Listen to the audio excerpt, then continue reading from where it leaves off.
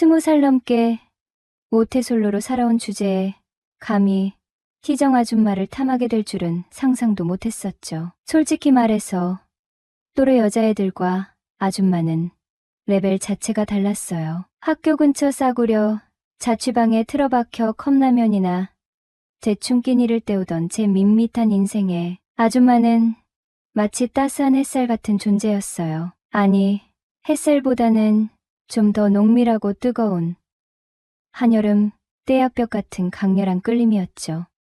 돌이켜보면 모든 건 친구들과 우르르 몰려갔던 그 삼겹살집에서 시작됐어요. 군입대를 딱 넉 달 앞두고 울적한 기분을 돼지 기름으로 씻어내겠다며 찾아간 촌돼지 숙성 삼겹살집이었죠. 시끌벅적한 분위기 속에서 고기가 익어가는 소리에 집중하고 있는데 익숙한 얼굴이 눈에 들어왔어요. 어머, 정태 아니니?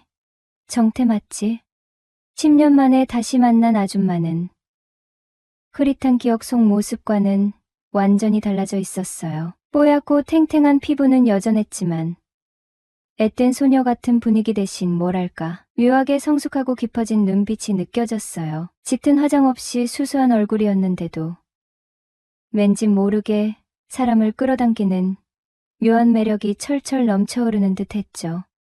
아줌마, 안녕하세요. 정말 오랜만이에요. 세상에, 꼬맹이가 언제 이렇게 늠름한 청년이 다 됐어? 몰라보겠다. 정말 몰라보겠어. 아줌마는 마치 친한 아줌마처럼 살갑게 제 어깨를 툭툭 쳤어요. 그 순간 은은하게 풍겨오는 아줌마 특유의 향긋한 샴푸 냄새가 코끝을 간지럽혔어요. 갓 구운 삼겹살 냄새와 묘하게 섞여 야릇한 기분이 들었던 것도 같아요. 여기 사장님이세요? 응.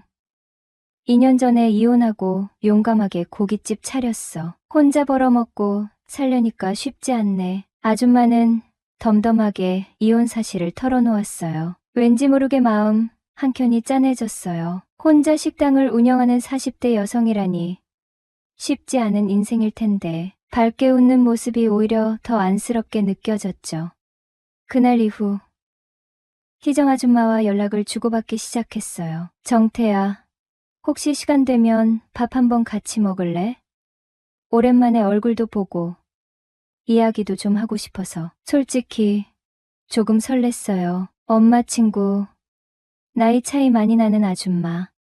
하지만 왠지 모르게 자꾸만 눈길이 가는 아줌마였죠. 곰곰이 생각해보니 아줌마는 제가 지금까지 만났던 여자들과는 완전히 다른 매력을 지니고 있었어요. 20대 초반의 풋풋함 대신 인생의 풍파를 겪어낸 듯한 깊이와 여유, 그리고 숨길 수 없는 여성적인 매력이랄까요. 그렇게 아줌마와 밥을 먹고 술도 마시면서 저희는 꽤 가까워졌어요. 아줌마는 힘들 때나 외로울 때면 종종 제게 연락했고 저희는 동네 술집에서 소주잔을 기울이며 밤늦도록 이런저런 이야기를 나누곤 했죠. 신기하게도 저희는 술 취향도 찰떡궁합이었어요.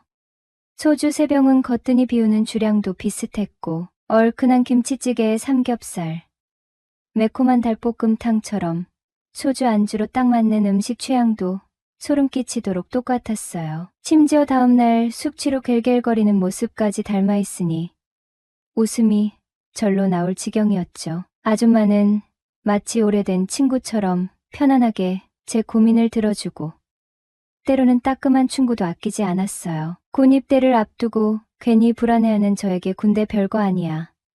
씩씩하게 잘 다녀와. 갔다 와서 더 멋진 남자가 돼서 보자. 라며 용기를 북돋아 주기도 했었죠. 그러던 어느 날 아줌마는 불쑥 제 자취방에 찾아왔어요. 정태야, 잠깐 들렀어. 혹시 뭐 필요한 거 없어? 반찬이라도 좀 만들어다 줄까 해서. 빈손으로 오기 뭐했는지 아줌마는 커다란 반찬통을 들고 있었어요. 김치, 멸치볶음.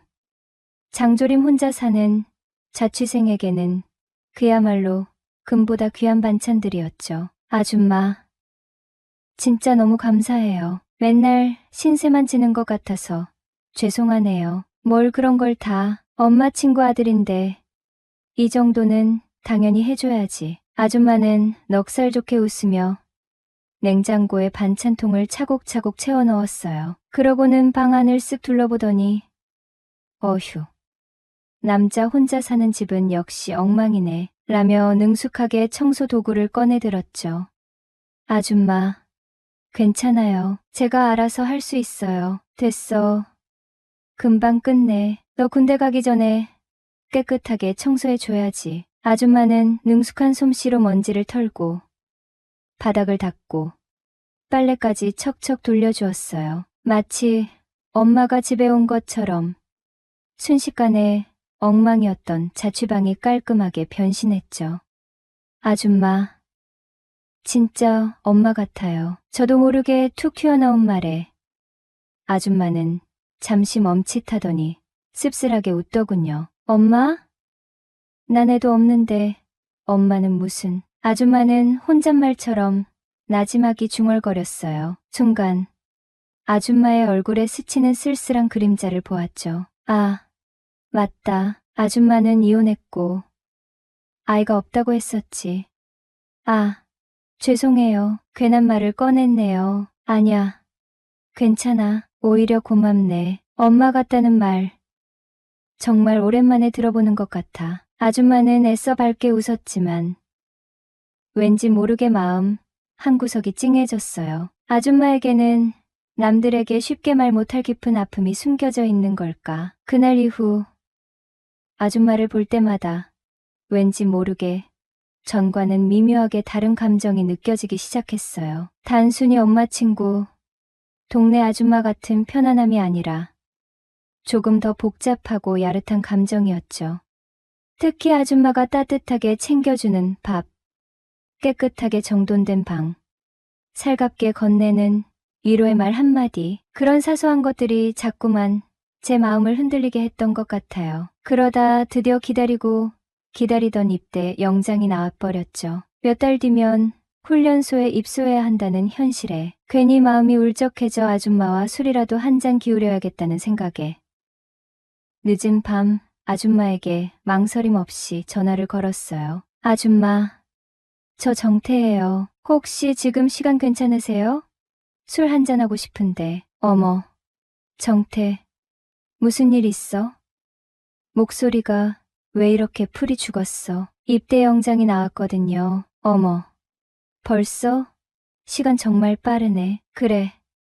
그럼 오늘 시원하게 한잔 해야지. 어디로 갈까?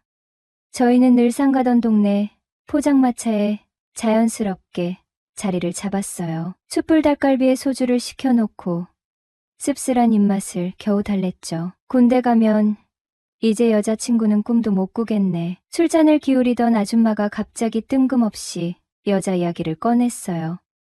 예상치 못한 질문에 순간 당황했지만 왠지 모르게 아줌마에게는 솔직하게 속마음을 털어놓고 싶어졌어요. 사실 여자친구 단 한 번도 제대로 사귀어 본 적 없어요. 뭐라고? 너 여자친구를 한 번도 안 사귀어 봤다고? 아줌마는 믿을 수 없다는 듯 동그랗게 눈을 뜨며 되물었어요.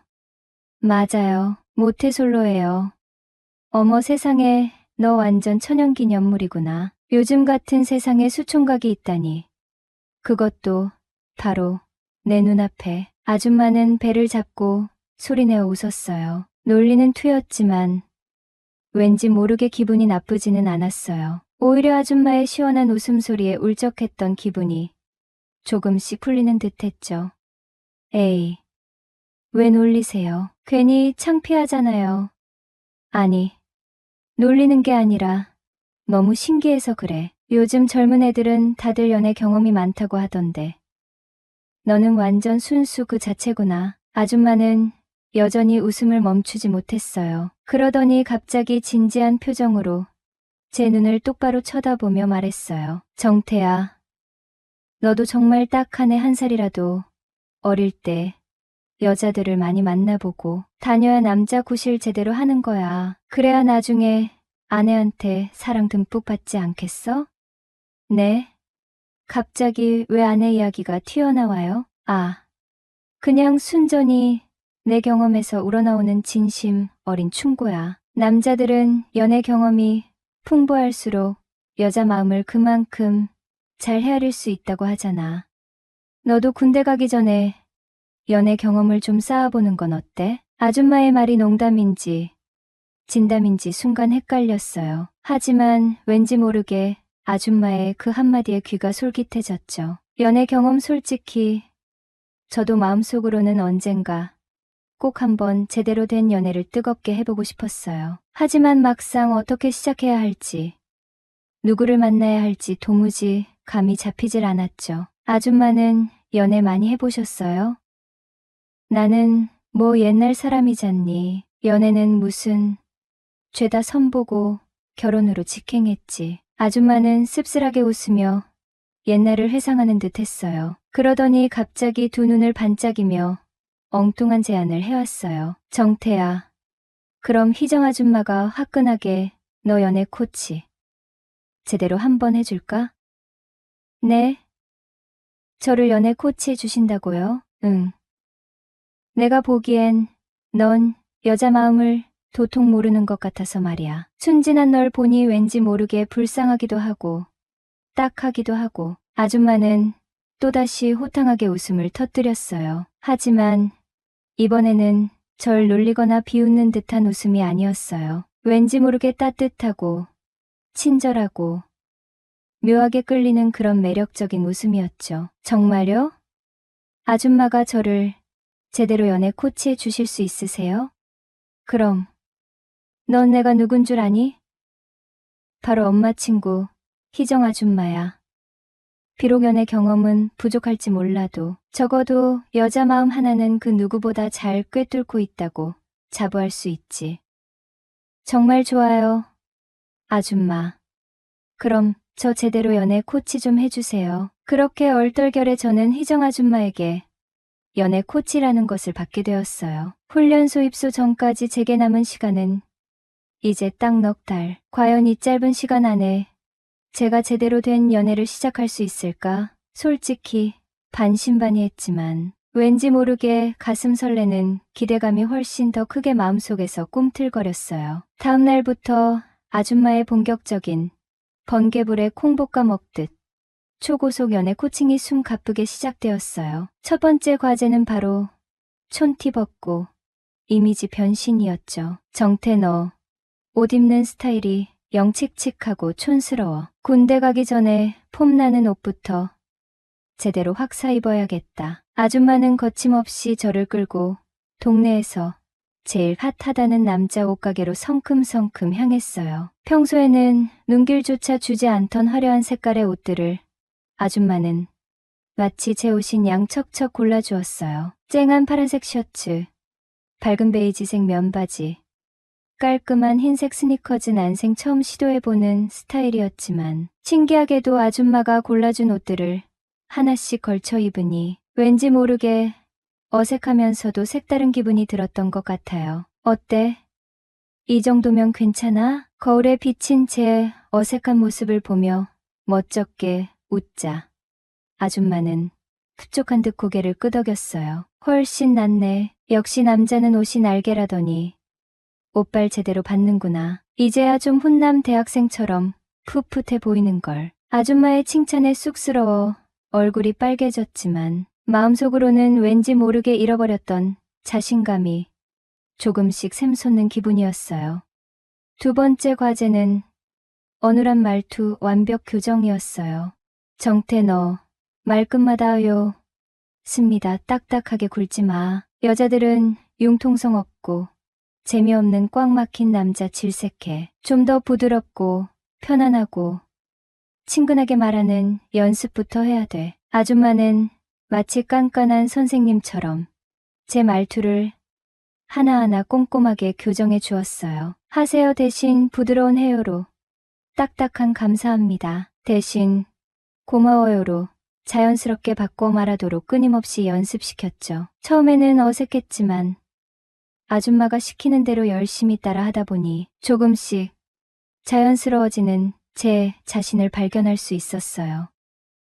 세 번째 과제는 드디어 실전 여자 마음 제대로 공략법이었어요. 여자들은 칭찬에 약해. 예쁘다, 멋있다, 센스 있다. 칭찬은 아끼면 절대로 안 돼. 그리고 여자들 이야기에 항상 귀 기울여주고 진심으로 공감해주는 것도 정말 중요해. 여자들은 자기를 진심으로 이해해주고 자기 말에 귀 기울여주는 남자한테 뿅 가거든. 아줌마는 마치 연애 박사처럼 자신의 연애 경험을 바탕으로 여자 마음을 사로잡는 실전 비법들을 아낌없이 쏟아내 주었어요. 솔직히 처음에는 반신반의했지만 아줌마의 말이라면 왠지 모르게 믿음이 갔어요.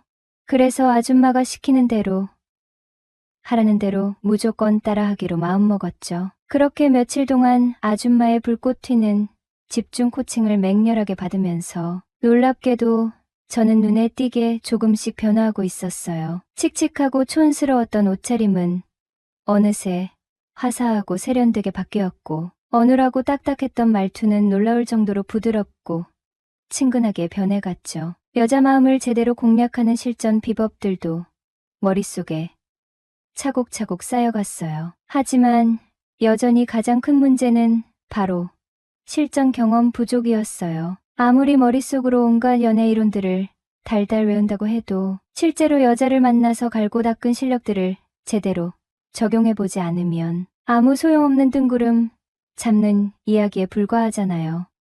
그래서 저는 용기를 내어 적극적으로 여자 만날 기회를 만들기 시작했어요. 온라인 카페에 가입해서 동네 여자들을 물색하기도 하고 낯뜨거운 소개팅 어플도 기웃거려 보고 심지어는 즉석 만남 채팅까지 시도해봤죠. 일주일에 한두 번은 무조건 여자 만날 기회를 만들었고 일단 만나고 보자는 생각으로 여자 조건은 크게 따지지 않고 마구잡이로 들이댔어요. 그렇게 묻지마 들이대기 작전을 며칠 동안 미친 듯이 펼친 결과 드디어 저에게도 꿈에 그리던 썸이라는 것이 찾아왔어요. 그것도 놀랍게도 저와 동갑내기 풋풋한 여대생과 말이죠. 며칠 뒤 아줌마와 포장마차에서 닭갈비를 뜯으며 그동안의 썸 스토리를 신나게 털어놓자 아줌마는 흐뭇한 미소를 지으며 제 어깨를 툭툭 쳤어요. 네,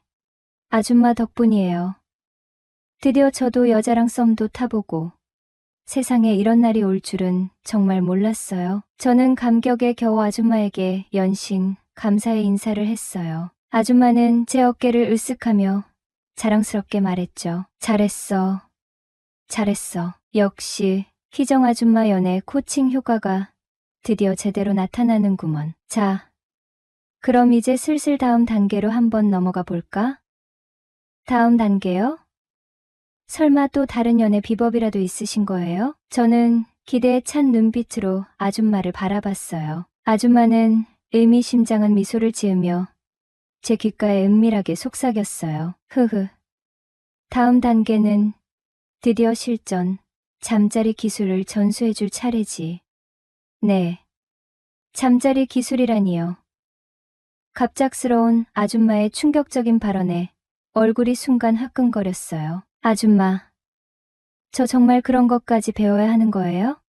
저는 당황스러움과 야릇한 기대감이 뒤섞인 복잡한 심정으로 아줌마에게 되물었어요. 아줌마는 능글맞게 웃으며 제 어깨를 툭 쳤죠. 당연하지. 여자의 마음을 제대로 알려면 겉으로 보이는 모습뿐만 아니라 은밀한 속마음까지 꿰뚫어 봐야 하는 법이야. 그리고 결정적으로 잠자리에서의 만족감은 연애의 성패를 좌우하는 아주 중요한 요소라고.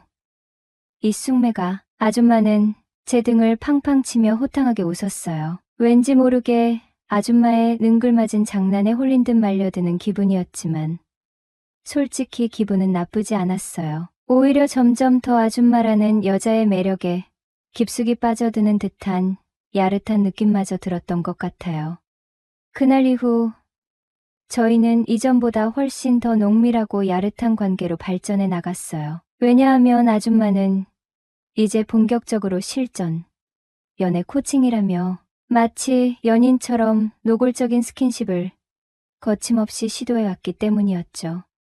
그러던 어느 날 밤, 아줌마와 단둘이 술을 마시다 보니 묘하게 야릇한 분위기가 무르익어갔어요. 며칠 전부터 아줌마는 저에게 노골적으로 여자 이야기, 은밀한 스킨십, 심지어는 첫날 밤 거사에 대한 노골적인 이야기들을 거침없이 쏟아내기 시작했어요. 혈기왕성한 21살 수총각인 제가 과연 얼마나 괴롭고 힘들었을지는 굳이 말 안 해도 짐작이 가시겠죠? 더군다나 그날따라 아줌마는 평소와 다르게 짙은 화장을 하고 몸매 라인이 고스란히 드러나는 섹시한 원피스를 입고 나타났는데 왠지 모르게 평소보다 훨씬 더 예뻐 보이는 착각마저 들었어요. 붉어진 얼굴로 살짝 풀어진 눈으로 저를 빤히 쳐다보는 아줌마의 모습은 정말이지 넋을 잃을 정도로 야릇하고 매혹적이었죠. 술잔이 두어 순배쯤 돌았을까. 아줌마는 갑자기 테이블 아래로 손을 뻗어 제 손을 슬며시 잡았어요. 따뜻하고 부드럽고 촉촉한 아줌마의 야릇한 손길이 느껴지는 순간 심장이 미친 듯이 쿵쾅거리기 시작했어요. 정태야, 너 솔직히 나 어떻게 생각하니? 아줌마의 갑작스럽고 훅 들어오는 돌직구.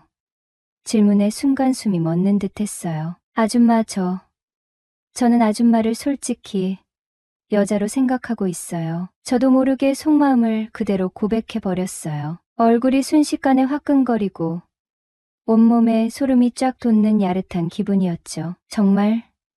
정말로 나를 여자로 느끼고 있는 거니? 아줌마는 믿기지 않는다는 듯 눈을 반짝이며 제게 되물었어요. 촉촉하게 젖은 아줌마의 눈빛은 왠지 모르게 몹시 애원하는 듯이 간절해 보였어요. 네.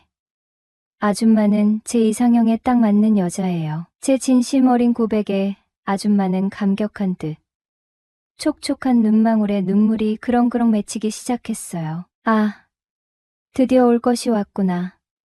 드디어 희정. 아줌마와 저와의 관계가 드디어 돌이킬 수 없는 강을 건너는 순간이 왔다는 것을 본능적으로 느낄 수 있었죠. 정태야, 사실 나도 오래전부터 너를 남자로 생각해왔어. 아줌마의 충격적인 고백에 온 세상이 순간 정지된 듯한 착각이 들었어요. 40대 아줌마도 20대 수총각인 저를 남자로 느끼고 있었다니. 이건 정말 꿈인지 생시인지 도저히 분간이 가질 않았어요. 믿을 수 없을 정도로 황홀하고 짜릿한 기분이었죠. 아줌마, 그럼 제가 떨리는 목소리로 조심스럽게 다음 말을 이으려는 순간 아줌마는 제 말을 부드럽게 가로막으며 나지막이 속삭였어요. 그래 정태야, 오늘부터 우리 드디어 뜨겁게 연애 한번 시작해보는 거야. 대신 너 군대 입대하면 깨끗하게 아주 쿨하게 헤어지는 걸로. 어때? 아무리 나이 차이가 많이 나는 아줌마라고 해도 술기운에 왠지 모르게 격렬하게 끓어오르는 야릇한 감정을 억누를 수는 없었어요. 더군다나 하루 종일 여자 이야기만. 그것도 모골적인 19금 이야기만 줄곧 해왔으니 이미 희정 아줌마에게 걷잡을 수 없이 깊이 빠져버린 저로서는 아줌마의 달콤한 제안을 거절할 하등의 이유가 없었죠. 네 아줌마, 좋아요. 아줌마 하자는 대로 다 할게요. 정말로요. 다음날 아침 햇살이 눈부시게 쏟아지는 창문 밖 낯선 풍경을 멍하니 바라보며 저는 문득 묘한 생각에 잠겼어요. 대체 언제부터였을까? 엄마 친구 희정 아줌마가 저에게 야릇하고 위험한 여자로 느껴지기 시작한 게 언제부터였을까? 곰곰이 되짚어보니 아마도 아줌마의 파격적인 연애 코칭이 본격적으로 시작되면서부터였던 것 같아요. 어쩌면 희정 아줌마는 순진하기 짝이 없는 수총각인 저를 처음 만난 순간부터 은밀하게 유혹하려고 마음먹었는지도 몰라요. 외롭고 쓸쓸한 자신의 처지를 달래기 위해 순진한 어린 수총각을 꼬여 곁에 두려고 하지만 이제 그런 건 아무렴 상관없었어요. 아줌마의 속셈이 순수하든 불순하든 지금 이 순간 분명한 단 한 가지 사실은 저는 희정 아줌마를 진심으로 격렬하게 사랑하고 있고 아줌마 또한 저를 남자로서 뜨겁게 사랑하고 있다는 거니까요.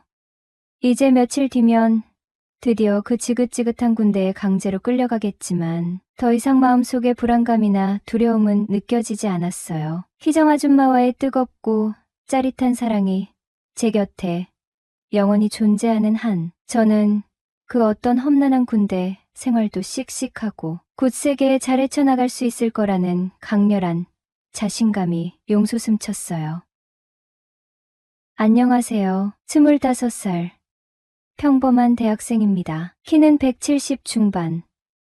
얼굴은 그냥 평범하게 생겼다는 말을 많이 듣는 흔한 남자예요. 특이한 점이 있다면 21살 때까지 모태솔로라는 거. 20에 넘게 여자 손 한 번 제대로 잡아본 적 없는 순도 100% 수총각이었죠. 저희 엄마는 친구가 참 많으세요. 어릴 때부터 엄마 친구분들이 집에 자주 놀러 오셨는데 그 중에서도 유독 기억에 남는 분이 계셨어요. 바로 희정 아줌마.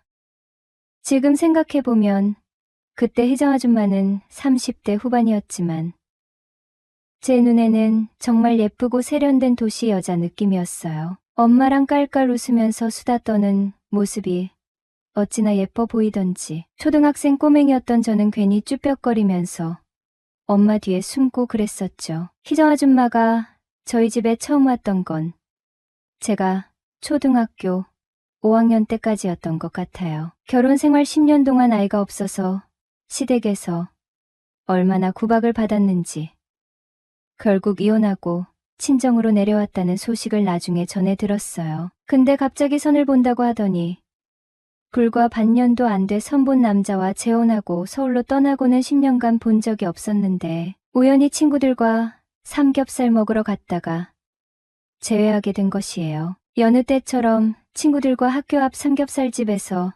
왁자지껄 저녁을 먹고 있었어요. 야, 2차 어디 갈까? 볼링 치러 갈래? 친구들과 시끌벅적 떠들면서 가게 문을 나서는 순간 익숙한 얼굴이 눈에 들어왔어요. 저도 모르게 멈춰서서 그 사람을 빤히 쳐다봤어요. 긴 생머리에 하얀 피부, 옅은 화장에도 감출 수 없는 세련된 분위기. 시간이 꽤 흘렀는데도 희정 아줌마는 예전 모습 그대로였어요. 아니, 오히려 더 성숙하고 분위기 있어졌다고 해야 할까요? 30대 때의 성숙함 대신 40대의 농염함이 느껴지는 말로 표현하기 힘든 묘한 매력이 풍겨져 나왔어요. 정태.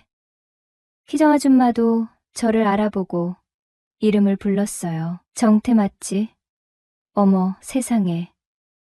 너 진짜 많이 컸다. 환하게 웃는 희정 아줌마의 모습은 예전과 똑같았지만 어딘가 모르게 더 깊어진 눈빛이 저를 빤히 꿰뚫어보는 것 같았어요. 순간 심장이 쿵 하고 내려앉는 기분이었어요. 아줌마는 제 자취방에 자주 놀러 왔어요. 혼자 사는 20대 초반 남자의 방이 뻔하잖아요. 빨래는 산더미처럼 쌓여있고 먼지는 뽀얗고 냉장고는 텅 비어있고 희정 아줌마는 그런 제 방을 보면서 잔소리 대신 웃으면서 청소를 해주기 시작했어요. 아유, 꼴이 이게 뭐니. 이렇게 살면 안 돼. 정태야. 어느 날 군입대를 한 달 정도 남겨놓고 괜히 울적해진 날이었어요. 희정 아줌마한테 카톡이 왔어요. 정태야, 오늘 저녁에 시간 돼? 아줌마랑 술 한잔 할래?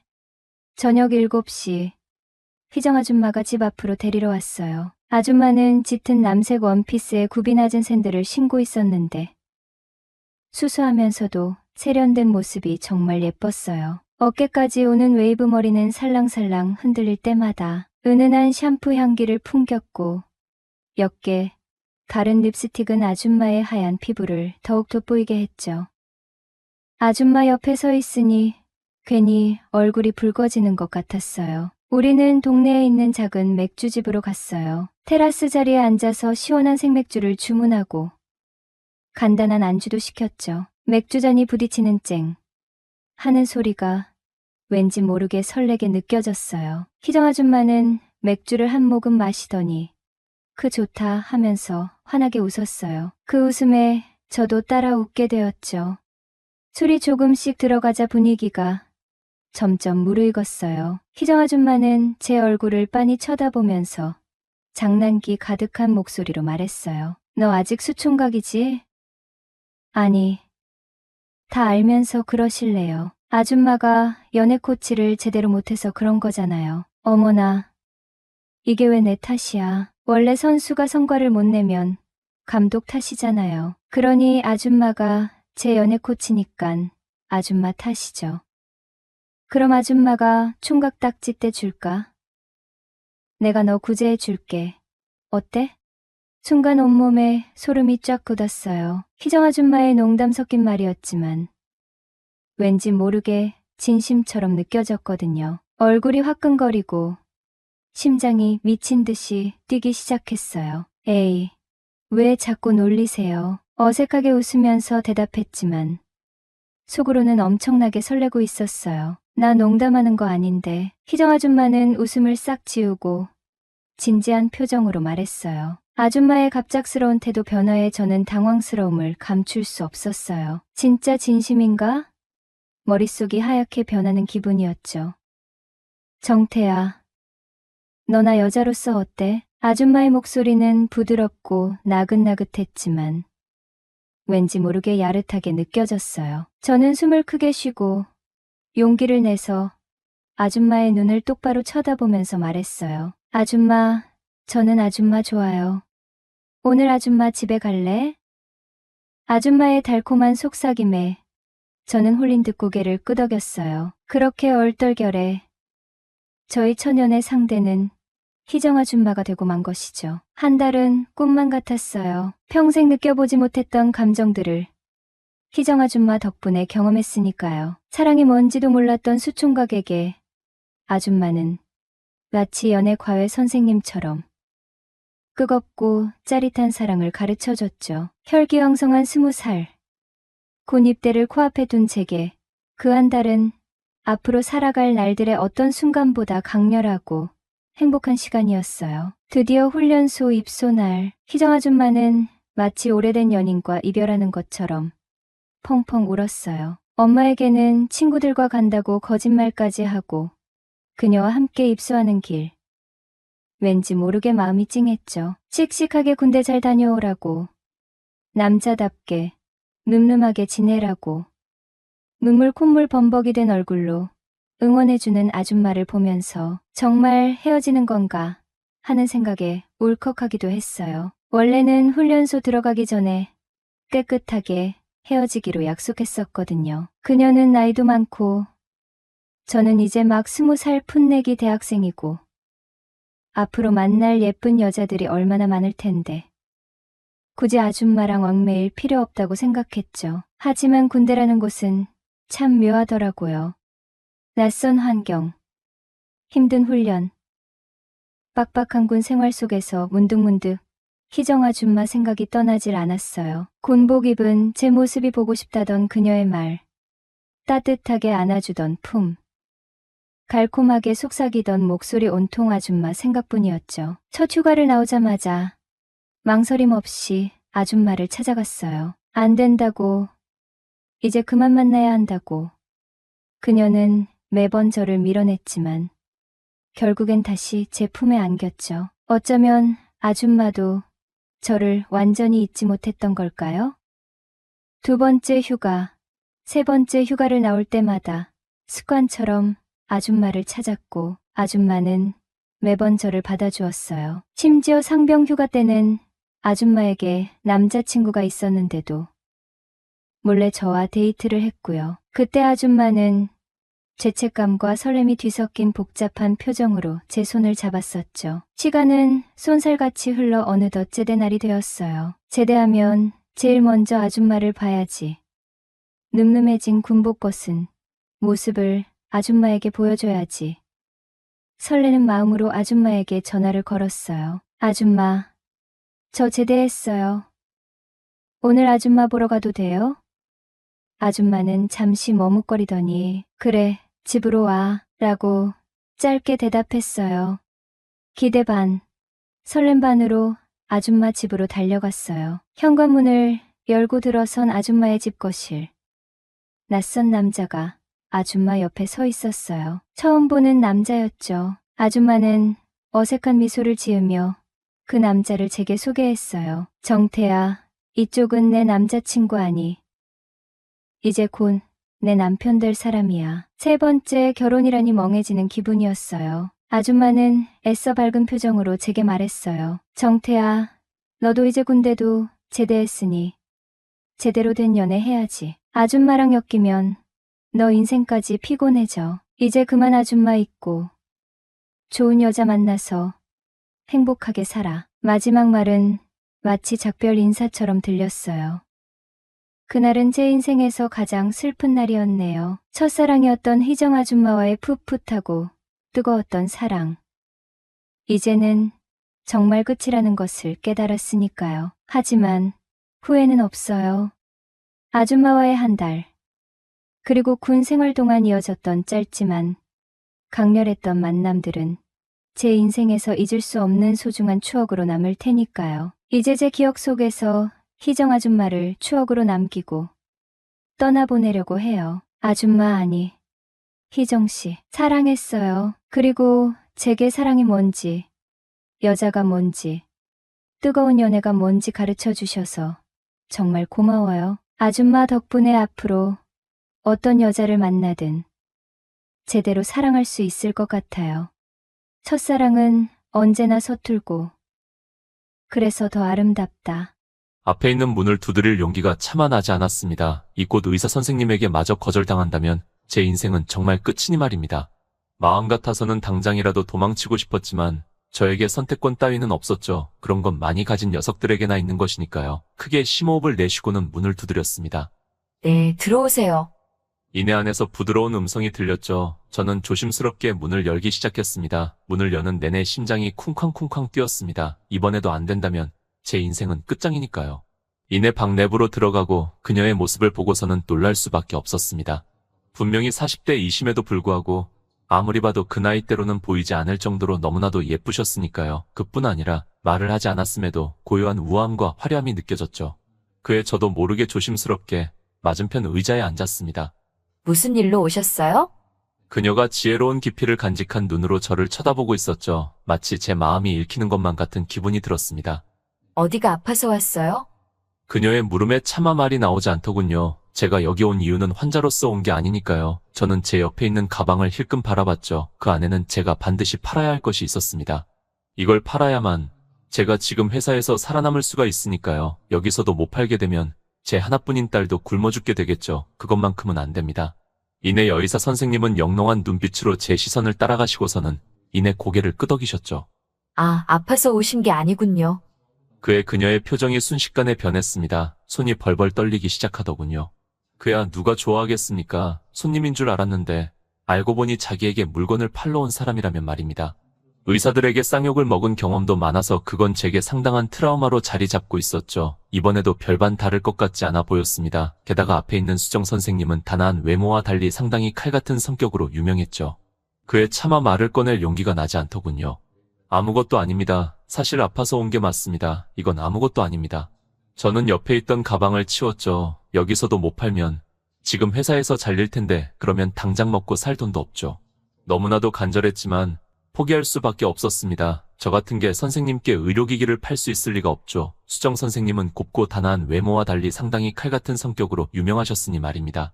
저희 회사에서 의료기기를 잘 판다는 선배들도 이 선생님께는 한 대도 팔지 못했으니까요. 그런데 왜인지 선생님은 저를 빤히 바라보고 계시더라고요. 저와 눈이 마주치자 이내 말씀하셨습니다. 그런데 민호 씨 아니세요? 그에 잠깐 당황할 수밖에 없었죠. 저를 어떻게 알고 계신지 하고 말이죠. 저번에 여기 왔을 때 선배 따라왔었잖아요. 그제서야 생각이 났죠. 선배님이 수정 선생님께 의료기기를 팔러 왔을 때 제가 따라왔던 기억이 말입니다. 그런데 그때 제 존재감이 워낙 없어서 저인 줄 못 알아볼 거라고 생각했는데 저를 기억하고 계셨죠. 의아했습니다. 하루에 보는 수많은 것들 중에서 보통 특별하거나 중요하다고 생각되는 것들만 기억에 남게 되니 말입니다. 제가 그녀에게 있어 중요하거나 특별할 이유가 없는데 말입니다. 이내 무언가 고민하시는 듯 하더니 입을 떼셨죠. 팔아야 할 의료기기 뭔데요? 한번 보여줘봐요. 보셔봤자 의미가 없을 텐데. 그야 선배가 퇴짜 맞았던 의료기기와 똑같은 기기니까 말입니다. 잔말 말고 보여줘봐요. 저는 가방에 있던 의료기기를 꺼내 건네드렸죠. 수정 선생님을 그걸 샅샅이 살펴보시기 시작하시더라고요. 그녀의 입에서 나올 말은 너무나도 뻔했죠. 여기서 쓰기에는 성능이 너무 부족하다고 말이죠. 그야 저번에 선배가 수정 선생님께 저 기기를 보여드리고 그 이야기를 똑같이 들었으니까요. 그러니 당연히 계약을 해주실 리가 없죠. 그런데 그녀는 샅샅이 살펴보더니 저를 보며 말했습니다. 오, 좋네요. 계약하죠. 그에 깜짝 놀랄 수밖에 없었습니다. 분명 선배가 들고 왔을 때는 의료기기를 보자마자 형편없다며 바로 퇴짜를 놓으셨으니까요. 처음에는 잠깐 장난치는 듯 했는데 정말 제가 꺼낸 계약서에 사인을 하시더라고요. 대체 왜? 도저히 이해가 되지 않았습니다. 그때 성능이 안 좋다고 퇴짜 놓은 아이템과 분명히 똑같은 기기인데 말입니다. 저는 빤히 수정 선생님을 바라봤죠. 그러자 왜인지 눈빛이 흔들리시더라고요. 조금 볼이 빨개지셨죠. 황급히 고개를 숙이시더라고요. 아, 뭐 기기가 좋아 보여서요. 저번에 선배님이 들고 왔을 때는 형편없는 기기라고 퇴짜 놓으셨지 않습니까? 그건 그러니까. 그의 손가락을 꼼지락 거리시더니 눈동자를 이리저리 굴리시더라고요. 왜인지 제 앞에서는 다른 사람과 같이 있을 때와 다른 모습을 보이셨죠. 마치 고장난 기계처럼요. 평소에는 정말 냉철하시고 이성적이신 분인데 말입니다. 자세히 보니까 꽤 괜찮은 것 같아서요. 그때는 자세히 볼 시간이 없었으니까요. 이해가 되지 않았습니다. 그때 선배가 가져오셨을 때도 하나하나 다 신중하게 다 뜯어보시고 퇴짜를 놓으신 것이었으니 말입니다. 그때와 다른 거라고는 그걸 가지고 온 사람이 다를 뿐이었죠. 그렇다면 나를 보고 계약을 해주셨다는 건데 대체 왜? 머릿속에는 정말 수많은 의문들이 피어나기 시작했죠. 하지만 무엇보다 중요한 건 계약을 해주셨다는 점이었습니다. 너무나도 감사했죠. 그녀 덕분에 저는 이 회사에서 잘리지 않고 계속 다닐 수가 있으니 말입니다. 감사합니다. 제가 뭐 해드릴 거라도 있을까요? 밥이나 한 끼 같이 먹어요. 네, 최대한 비싼 곳으로 모시겠습니다. 한우 오마카세로요. 그녀의 뜻을 이제서야 이해할 수 있었죠. 보통 의사분들에게 법인카드로 대접하는 것이 저희 일상이었으니까요. 이번에도 그 이유 같아 보였죠. 얼마나 비싼 음식점으로 대접해드려야 할지 상상조차 가지 않았죠. 아니요, 그런 게 아니에요. 그의 왜인지 그녀가 고개를 황급히 저으며 말하더군요. 저는 그녀를 빤히 쳐다봤죠. 그런 뜻이 아니니까 오해하지 말고요. 그냥 어디 백반집도 괜찮으니까 둘이 식사 한 끼 하자고요.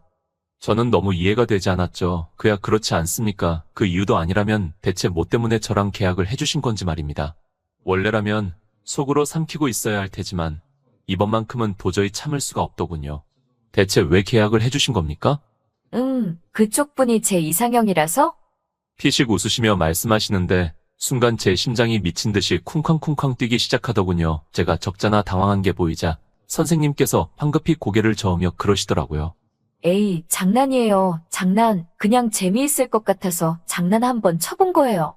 그에 저는 급히 고개를 꾸벅 숙이고서는 밖으로 나왔습니다. 제 가슴에 손을 대보니 미친 듯이 심장이 뛰고 있더군요. 선생님 입장에서는 장난으로 하신 말이셨겠지만 저는 도저히 장난처럼 느껴지지 않았죠. 밖에 나오니 차가운 바람이 불고 있었지만 저는 추위도 전혀 느끼지 못했습니다. 그야 머릿속은 온통 방금 있었던 일로 가득 차 있었으니까요. 아무리 생각해도 그녀의 속을 도통 모르겠더군요. 분명 선배가 가져왔던 것과 똑같은 의료기기인데 선배는 퇴짜를 맞고 저와는 계약을 해주신 게 말이죠.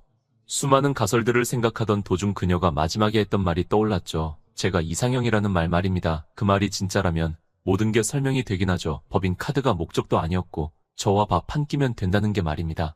하지만 설마 싶었습니다. 저렇게 예쁘시고 직업까지 의사이신데 저 같은 의료기기 판매원이 뭐가 좋다고 저를 좋아하겠습니까? 주변 남자 의사들도 그녀가 전부 좋다며 호감을 표현하고 있는데 말입니다. 심지어 병원장의 아들까지도 말입니다. 그보다 중요한 건 제가 살아남았다는 것이었죠. 저는 바로 어딘가로 전화를 걸었습니다. 이내 귀여움과 순수함이 공존하는 어리숙한 목소리가 전화를 받았죠. 여보세요? 제 딸이었습니다. 딸, 오랜만에 아빠가 퇴근할 때 치킨 사갈게. 괜찮지?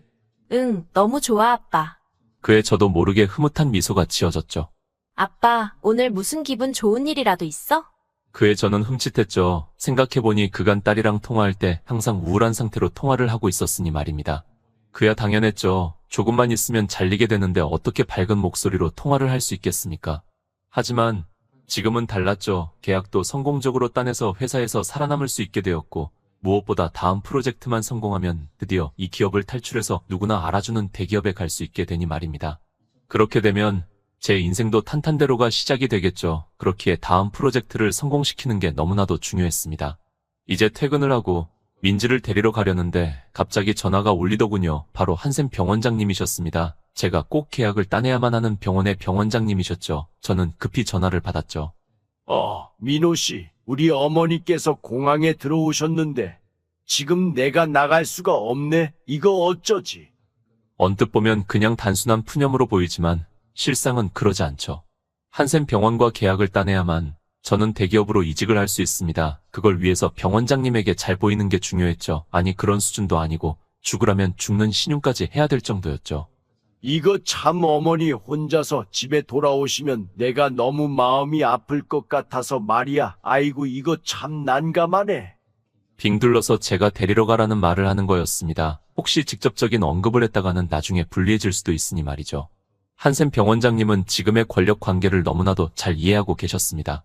제가 찍소리도 못하는 절대적인 약자라는 포지션을 말입니다. 하지만 마음 같아서는 가기 싫었습니다. 오늘은 딸에게 치킨을 사들고 가기로 한 날이었으니 말입니다.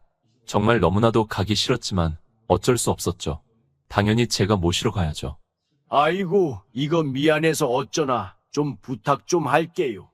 그 통화를 끝으로 저는 차에 올라탔습니다. 정말 마음이 너무나도 무거웠습니다. 오늘 분명히 딸과 같이 치킨을 먹기로 약속을 했는데 눈물이 찔끔 나더군요. 정말 너무나도 못난 아버지였죠. 어떻게 아버지라는 사람이 이렇게 못날 수가 있는지 저는 전화를 걸었습니다.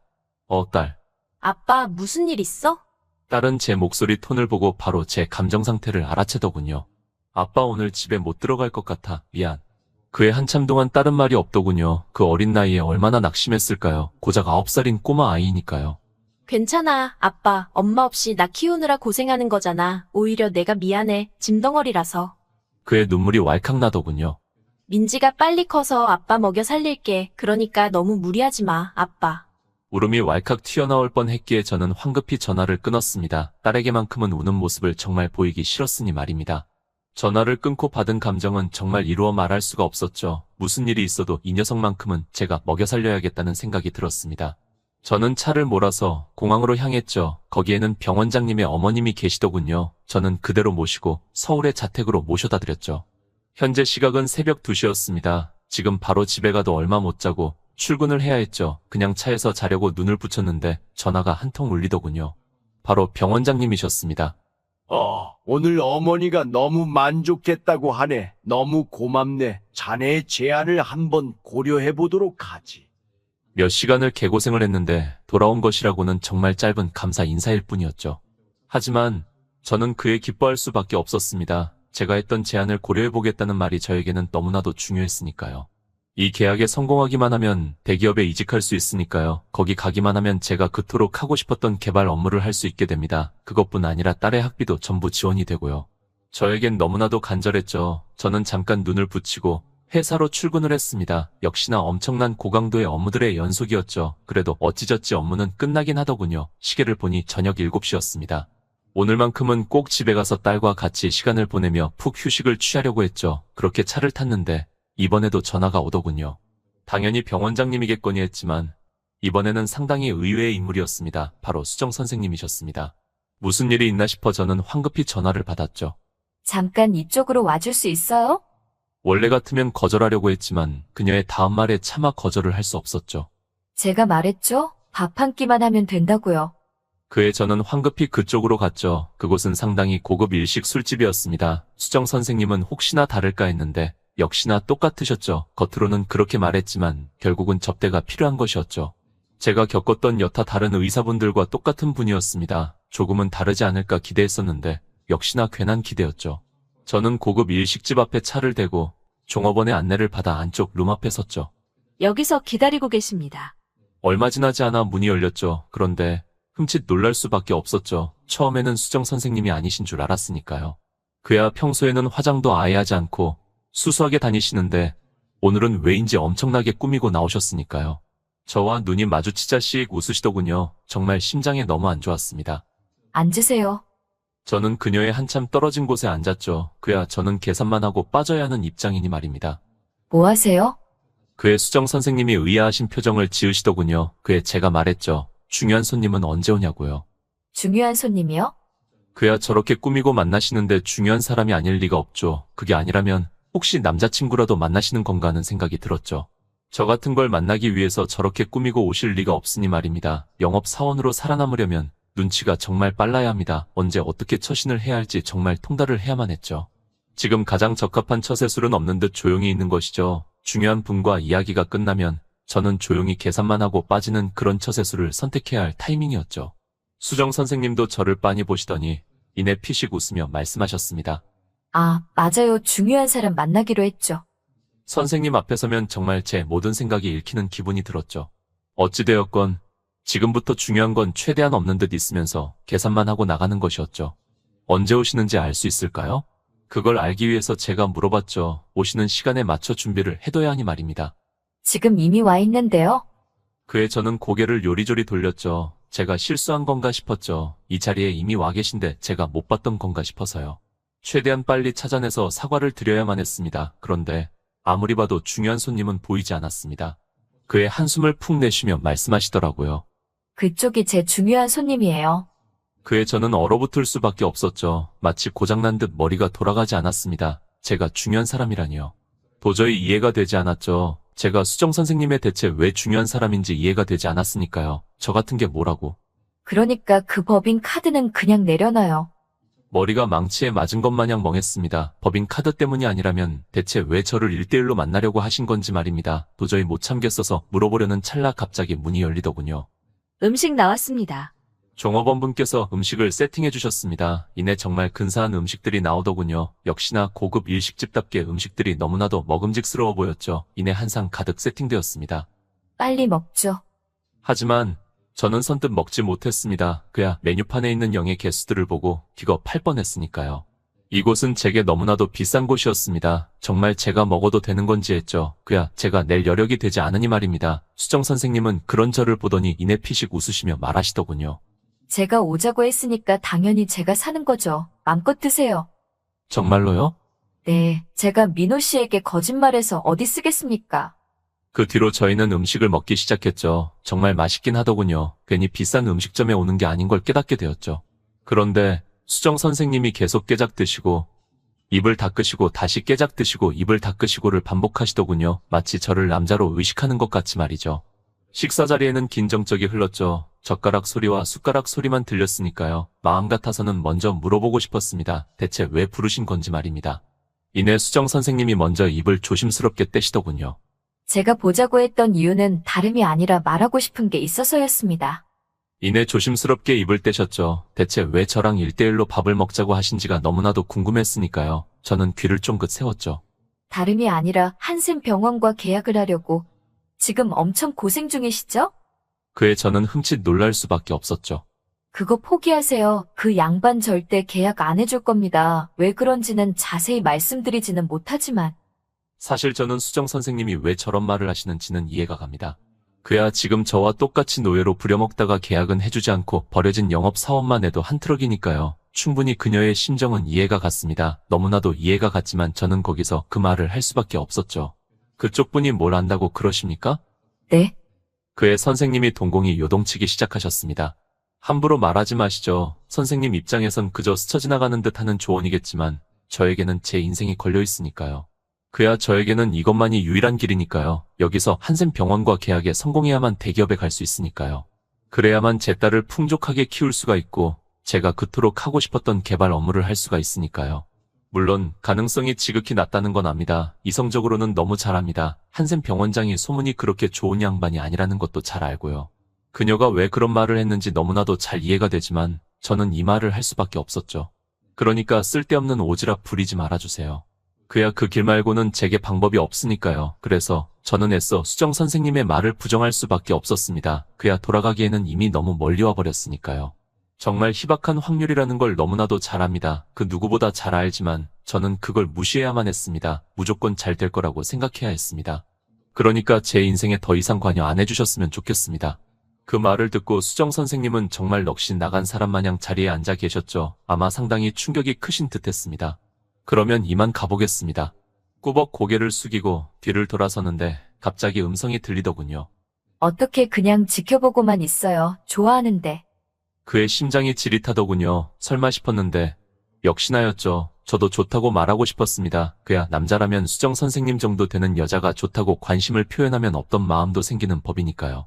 내가 그 쪽분 책임질게요. 그러니까 내 말 한 번만 믿어봐요. 정말 너무나도 감사한 말이었죠. 감사한 말이었지만 사랑 노름을 하기에는 지금 현실이 너무나도 냉혹했죠. 그에 저는 돌아서 말할 수밖에 없었습니다. 선생님, 저 사실 아내와 있고 그뿐만 아니라 9살짜리 큰애도 있습니다. 선생님은 남의 아이를 평생 책임지실 수 있습니까? 그의 선생님이 입을 꾹 다무시더군요. 책임진다는 말은 그렇게 쉽게 하는 게 아닙니다. 책임진다는 말은 자기 인생을 완전히 버릴 수 있을 때 할 수 있는 말입니다. 그런데 못하시지 않습니까? 그 말을 끝으로 저는 돌아섰죠. 그 뒤로는 수정 선생님은 저를 잡으시지 않더군요. 사실상 완전한 관계의 종말이었죠. 그 뒤로는 문자도 전혀 오지 않았습니다. 저는 이제부터는 온전히 이 프로젝트에 매달리기로 결정했죠. 그렇게 발걸음을 돌리는데 왜인지 가슴이 저릿하더군요. 왜인지는 모르겠지만 선생님께 독서를 퍼부었다는 사실이 제 마음을 너무 괴롭게 했습니다. 하지만 이미 주사위는 던져졌죠. 관계는 이미 끝이 났습니다. 밖으로 나왔는데 전화가 오더군요. 아빠, 오늘은 너무 보고 싶어. 딸이 울음기 섞인 목소리로 말하더군요. 그러고 보니 집에 들어가지 않은 지도 벌써 몇 달째였죠. 그런데 딸의 음성은 멈추고 갑자기 젊은 여성분의 음성이 들리기 시작했습니다. 아, 죄송해요. 민지가 너무 아버지가 보고 싶다고 해서 이렇게 수업 중에 전화를 드렸어요. 바로 담임 선생님이셨죠. 정말 너무 미안했습니다. 몇 달 동안 9살의 어린 애를 방치해뒀죠. 이제 다 컸으니 괜찮다고 혼자서 합리화를 하면서 말이죠. 하지만 실상은 어른인 척 하는 것일 뿐이었죠. 그야 어떻게 9살짜리가 몇 달 동안 계속 아빠를 안 보는데 멀쩡할 수가 있겠습니까? 오늘만큼은 반드시 딸 아이 학교에 데리러 가고 같이 여가 시간을 보내야겠다는 생각이 들었죠. 네, 오늘은 데리러 가겠습니다. 그의 담임 선생님이 말하시더군요. 민지가 너무 좋아하네요. 아빠랑 오늘 같이 영화 보고, 영화 끝나면 체스하고, 끝나면 숨바꼭질 놀이도 해야지. 아빠 민지가 기다리고 있을게. 꼭 와. 무조건 갈게. 정말 무슨 일이 있어도 갈게. 오늘만큼은 무슨 일이 있어도 민지와 같이 시간을 보내야겠다는 생각이 들었죠. 엄마도 없이 혼자서 얼마나 힘들었겠습니까? 그렇게 차를 몰고 민지 학교로 가고 있는데 전화가 한 통 걸리더군요. 바로 한샘 병원의 병원장님이셨습니다. 일단 전화를 받긴 했죠. 그야 전화도 받지 않고 거절하는 것은 예의가 아니니까요. 자세한 사정은 말씀드려야만 했죠. 우리 조카 태워주시는 기사님이 갑자기 아프셔서 데리러 못 가시는데 자네가 좀 데리러 가줄 수 있겠나? 말도 안 되는 소리였죠. 제 아이를 포기하고 남의 아이를 데리러 가라니요. 그리고 수정 선생님의 말을 곱씹어보니 맞는 말이긴 했죠. 이렇게 끌려다니다가 계약도 못하고 딸과 신임마저 잃으면 정말 끝이니까요. 그때는 정말 모든 걸 다 잃는 거였죠. 그에 저는 정중하게 거절을 했죠. 무슨 특별한 이유라도 있는 건가? 그에 제가 말했죠. 몇 달 동안 병원장님이 부르는 대로 나가다 보니 딸과 아예 보지 못했다고요. 그래서 오늘만큼은 꼭 같이 시간을 보내야겠다고 말이죠. 그의 병원장님이 한참 동안 말이 없으시다가 이내 말하시더군요. 생각해보니 그간 미안할 짓을 많이 했군. 좋아, 이번에 픽업만 완벽하게 해준다면 내 매우 긍정적으로 검토를 해보겠네. 그에 혹하더군요. 이런 제 자신이 너무 싫었습니다. 학원도 아니고 매우 긍정적으로 검토해본다는 건 사실상 어른들끼리 하는 밥 한 끼 하자 이런 것과 같은 뜻이죠. 죄송합니다, 병원장님.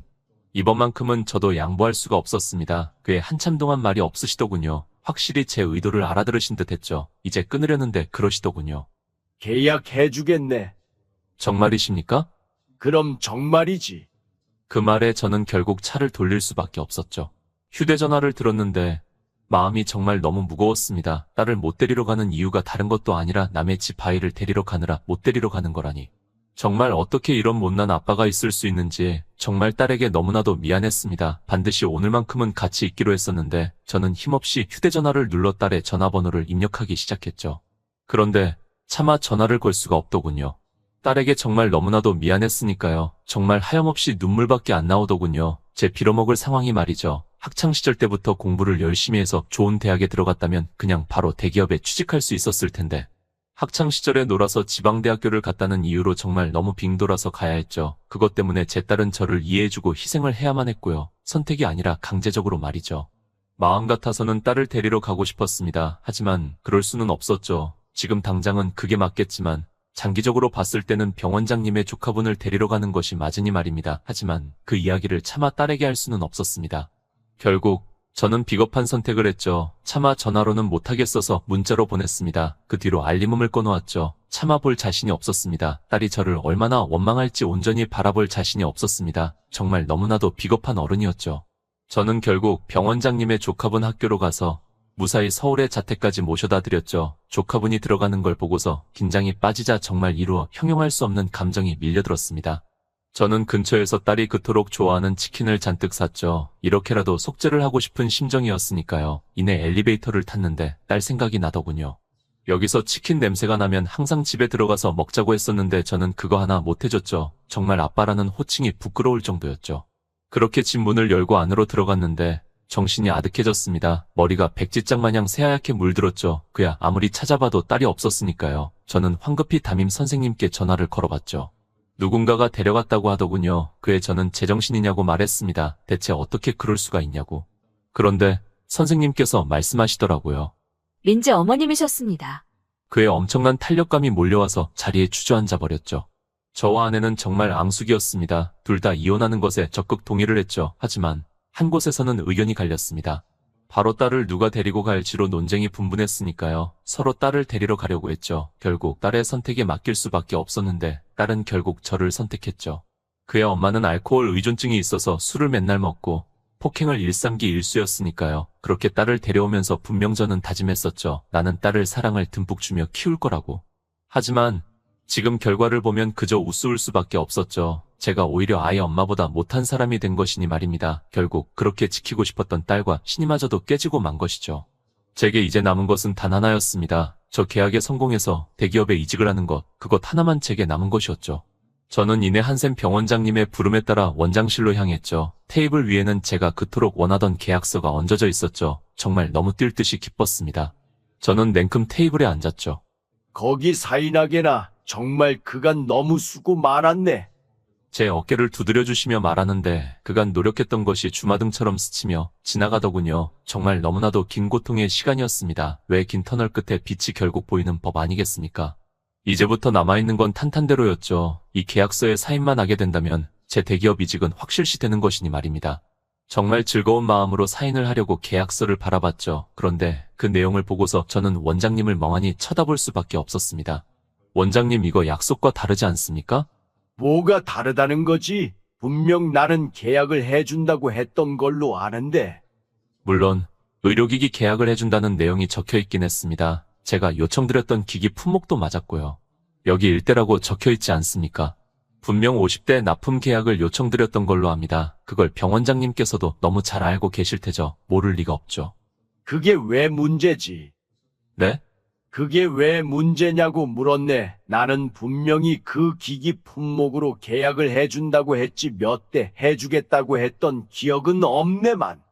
정말 너무하신 거 아닙니까?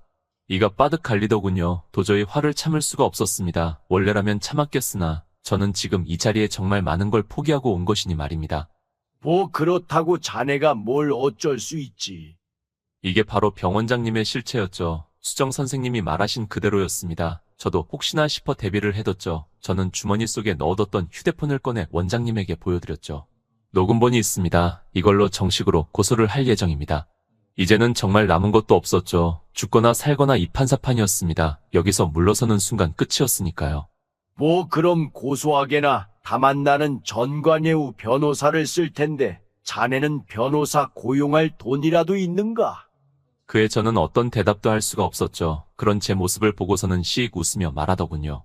자본주의에서 돈 없는 건 약한 거고 죄야. 자네는 몇 년 동안의 긴 법정 공방에 나갈 돈을 감당할 수 있나?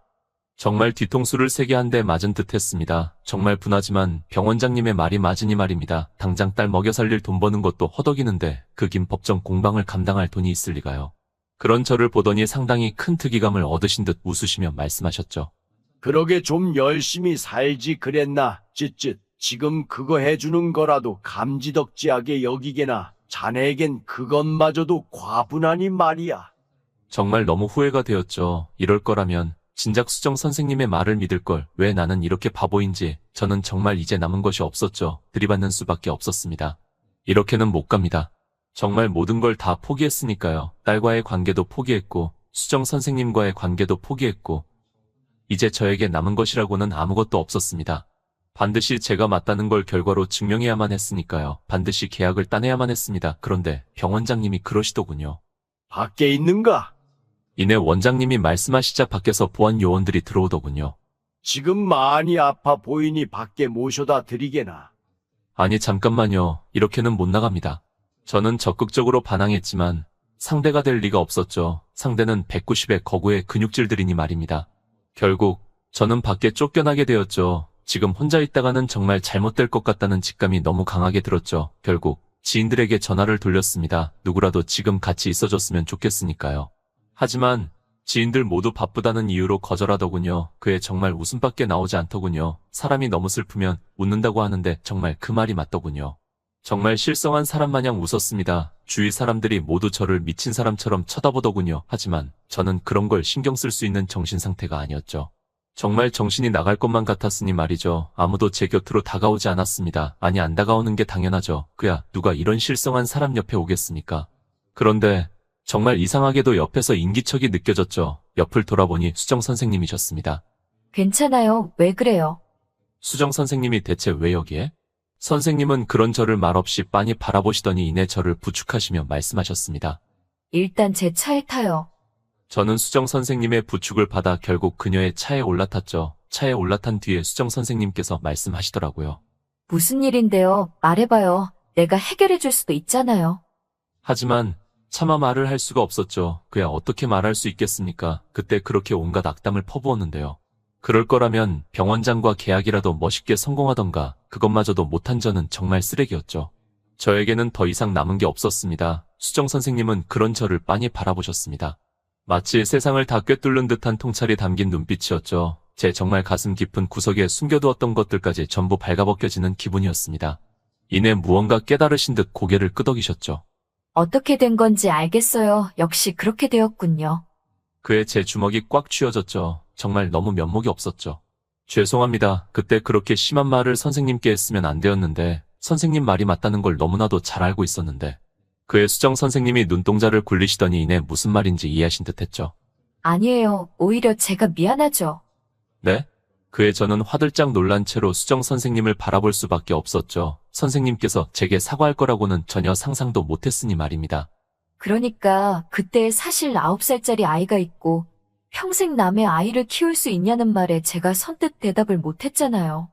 그거야 당연한 겁니다. 그야 누가 남의 배에서 나온 애를 평생 동안 사랑을 듬뿍 주며 키울 수 있겠습니까? 그때 망설여서 미안해요. 하지만 지금에서라면 대답할 수 있어요. 자신 있습니다. 대답까지 너무 오래 걸려서 미안해요. 그렇게 말하는 그녀의 눈은 무척이나 빛이 났습니다. 정말 그때 받은 감정은 이루어 말할 수 없을 정도죠. 저 같은 놈이 뭐라고 이렇게까지 해주시는지. 그렇게 친하다고 생각했던 녀석들은 제가 힘들다고 술 한잔 같이 하자고 해도 자기들 바쁘니까 나오지도 않았고 결국 제가 모진 말만 내뱉었던 수정 선생님만 제 옆에 있으시니까요. 왜 그런 사람들과 어울리며 지냈는지 정말 너무 시간이 아깝더군요. 그러니까 저한테 지금 상황을 전부 자세하게 말해주세요. 저는 선생님을 바라봤죠. 너무나도 진실한 눈빛이었습니다. 정말 살면서 이런 사람을 만나는데 제 평생 운을 다 썼다고 해도 부족하지 않을 만큼 고마우신 분이었죠. 저는 그의 말을 하기 시작했죠. 딸을 전 와이프가 데리고 갔는데 데리고 올 수가 없는 상황이라고요. 그야 이미 한번 깨진 신뢰는 회복하기도 어렵지만 데리고 오더라도 아빠 밑에서는 미래를 그릴 수 없다고 말이죠. 그래서 반드시 병원장님과 계약건을 성공시켰어야만 했는데 이용만 당하고 버려졌다고 말이죠. 그의 수정 선생님이 말씀하셨죠. 그래도 개발 쪽에 엄청난 재능이 있으시잖아요. 맞죠? 그 말은 맞긴 합니다. 비록 지방대학교를 나왔지만 개발 쪽으로는 한국 최고 대학교인 한국대학교 학생들마저 가뿐히 뛰어넘고 대상을 받았으니까요. 그것도 단순히 한 번에 그친 게 아니라 연속적으로 계속 말이죠. 하지만 문제는 대기업들이 학벌을 너무나도 본다는 사실이었죠. 특히 개발 직군일수록 더더욱 그렇고요. 하여 저는 중소기업에서 시작할 수밖에 없었습니다. 압도적인 실적을 입증해 보여서 학벌을 뛰어넘는 성취를 보여야만 대기업에 들어갈 수 있으니까요. 그렇게 개발에 자신이 있으시면 스타트업을 해보시는 것도 좋지 않을까요? 요즘 엔젤 투자자들 많잖아요. 그에 제 주먹이 꽉 쥐어졌죠. 저도 그걸 생각해보지 않은 것은 아니었습니다. 아니, 실제로 여러 번 도전을 해봤었죠. 실제로 엔젤 투자자들 앞에서 PPT를 만들어 발표도 여러 번 했습니다. 모두들 처음에는 제 공모전 결과를 보고 흥미를 가졌지만 제 학벌란을 보고서는 고개를 절레절레 저었죠. 왜 그런 말이 있지 않습니까? 서울대나 카이스트들이 몇 명 모이면 묻지도 말고 투자를 하라는 말이요. 저는 처음에는 그건 말도 안 되는 소리라고 생각했습니다. 하지만 막상 겪어보니 그렇지 않더군요. 정말 그 말대로 학벌이 좋은 사람들은 저보다 성과가 없음에도 불구하고 투자를 받을 수 있었죠. 그에 비해 저는 성과가 아무리 좋음에도 불구하고 투자를 받을 수가 없었습니다. 정말 한국 사회는 지독하리만큼 학벌이 중요하더군요. 물론 그 학벌마저 뛰어넘는 성취가 있다면 말이 다르겠지만 그분들이 보기에 저는 그 정도는 아니었던 거죠.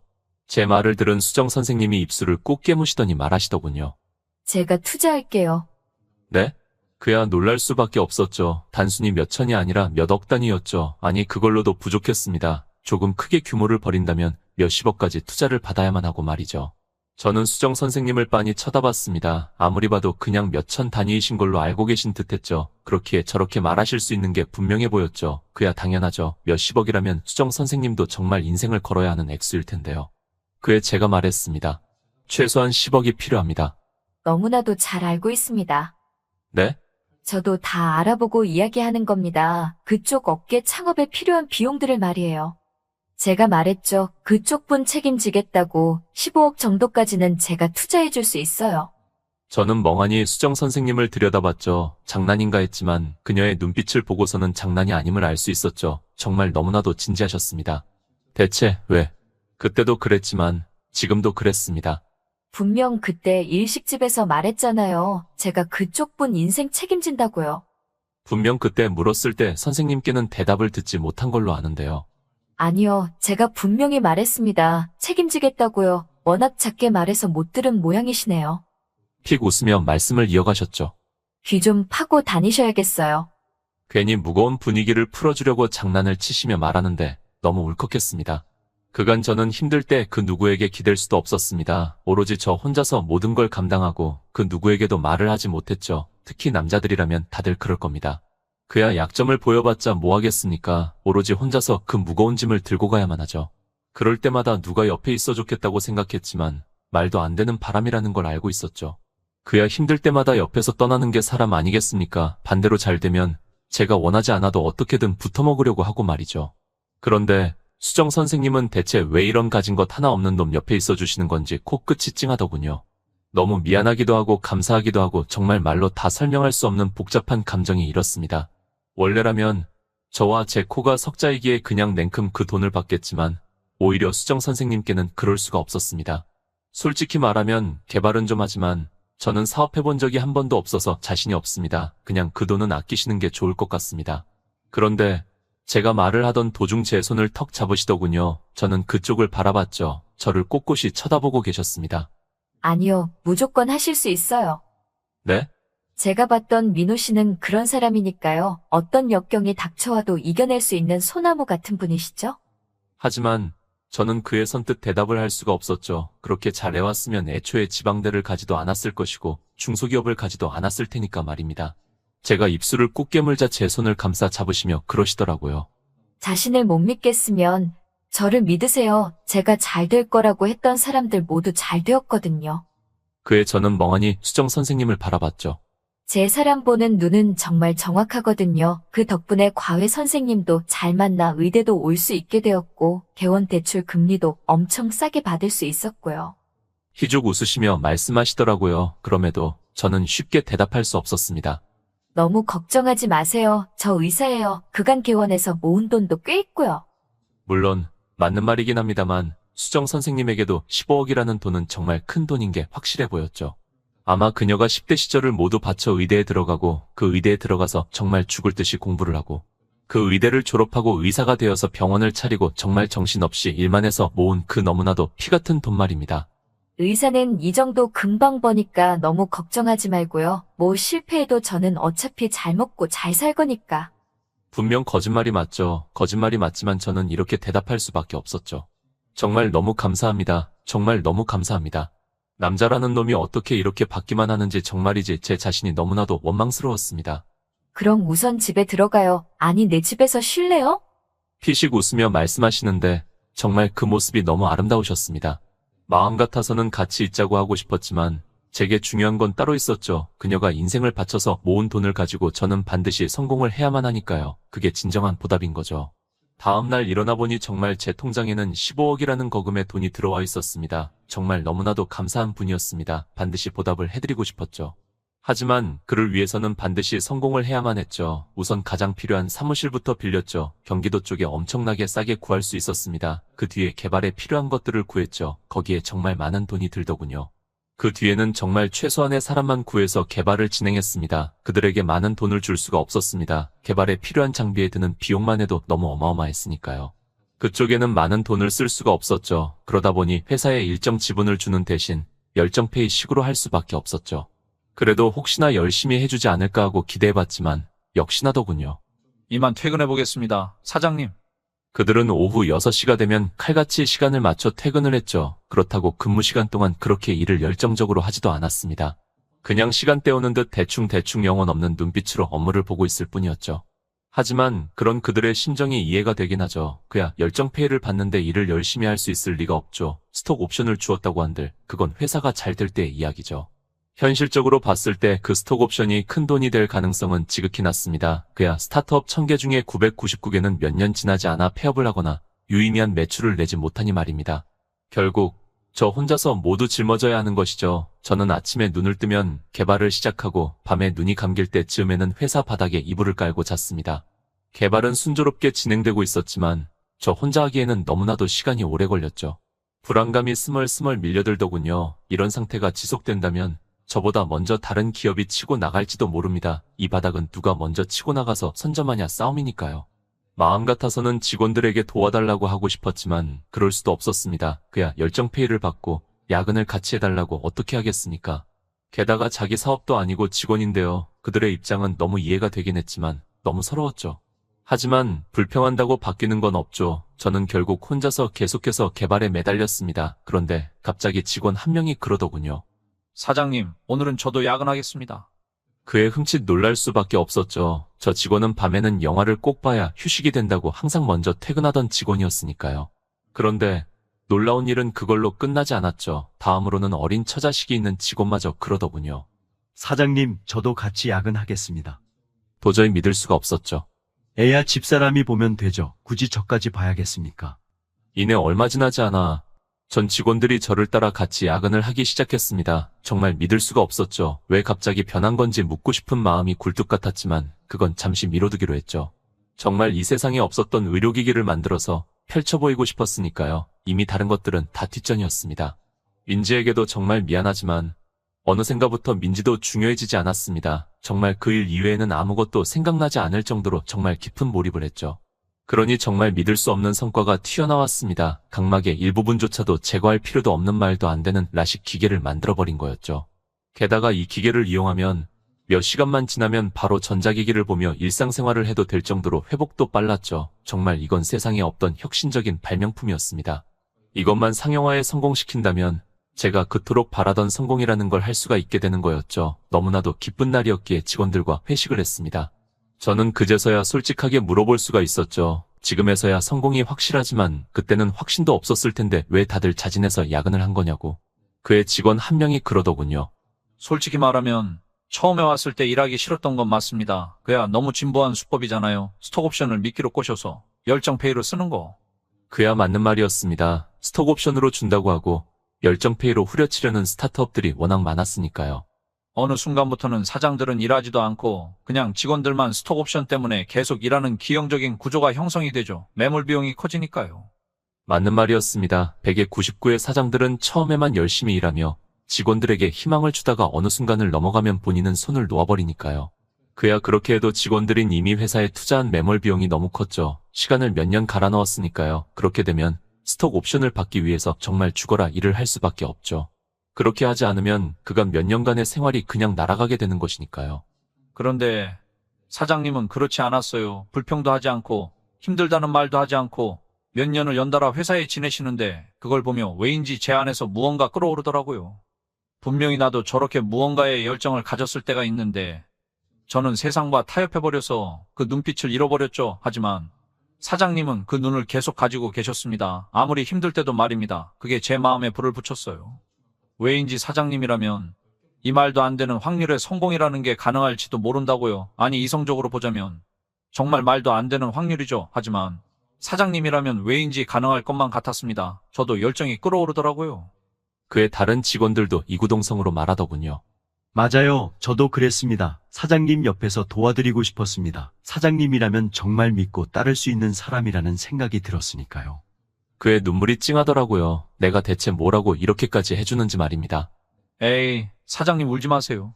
저는 그날 직원들과 정말 터놓고 이야기를 할 수 있었죠. 정말 너무나도 좋은 사람들이었습니다. 제 인복 하나만큼은 너무나도 좋았죠. 저는 이 기쁨을 수정 선생님과 같이 나누고 싶었습니다. 그래서 그녀의 아파트에 찾아가서 문을 두드렸죠. 그런데 저는 당황할 수밖에 없었습니다. 수정 선생님과 전혀 다른 아주머니분께서 나오셨으니까요. 총각은 무엇이요?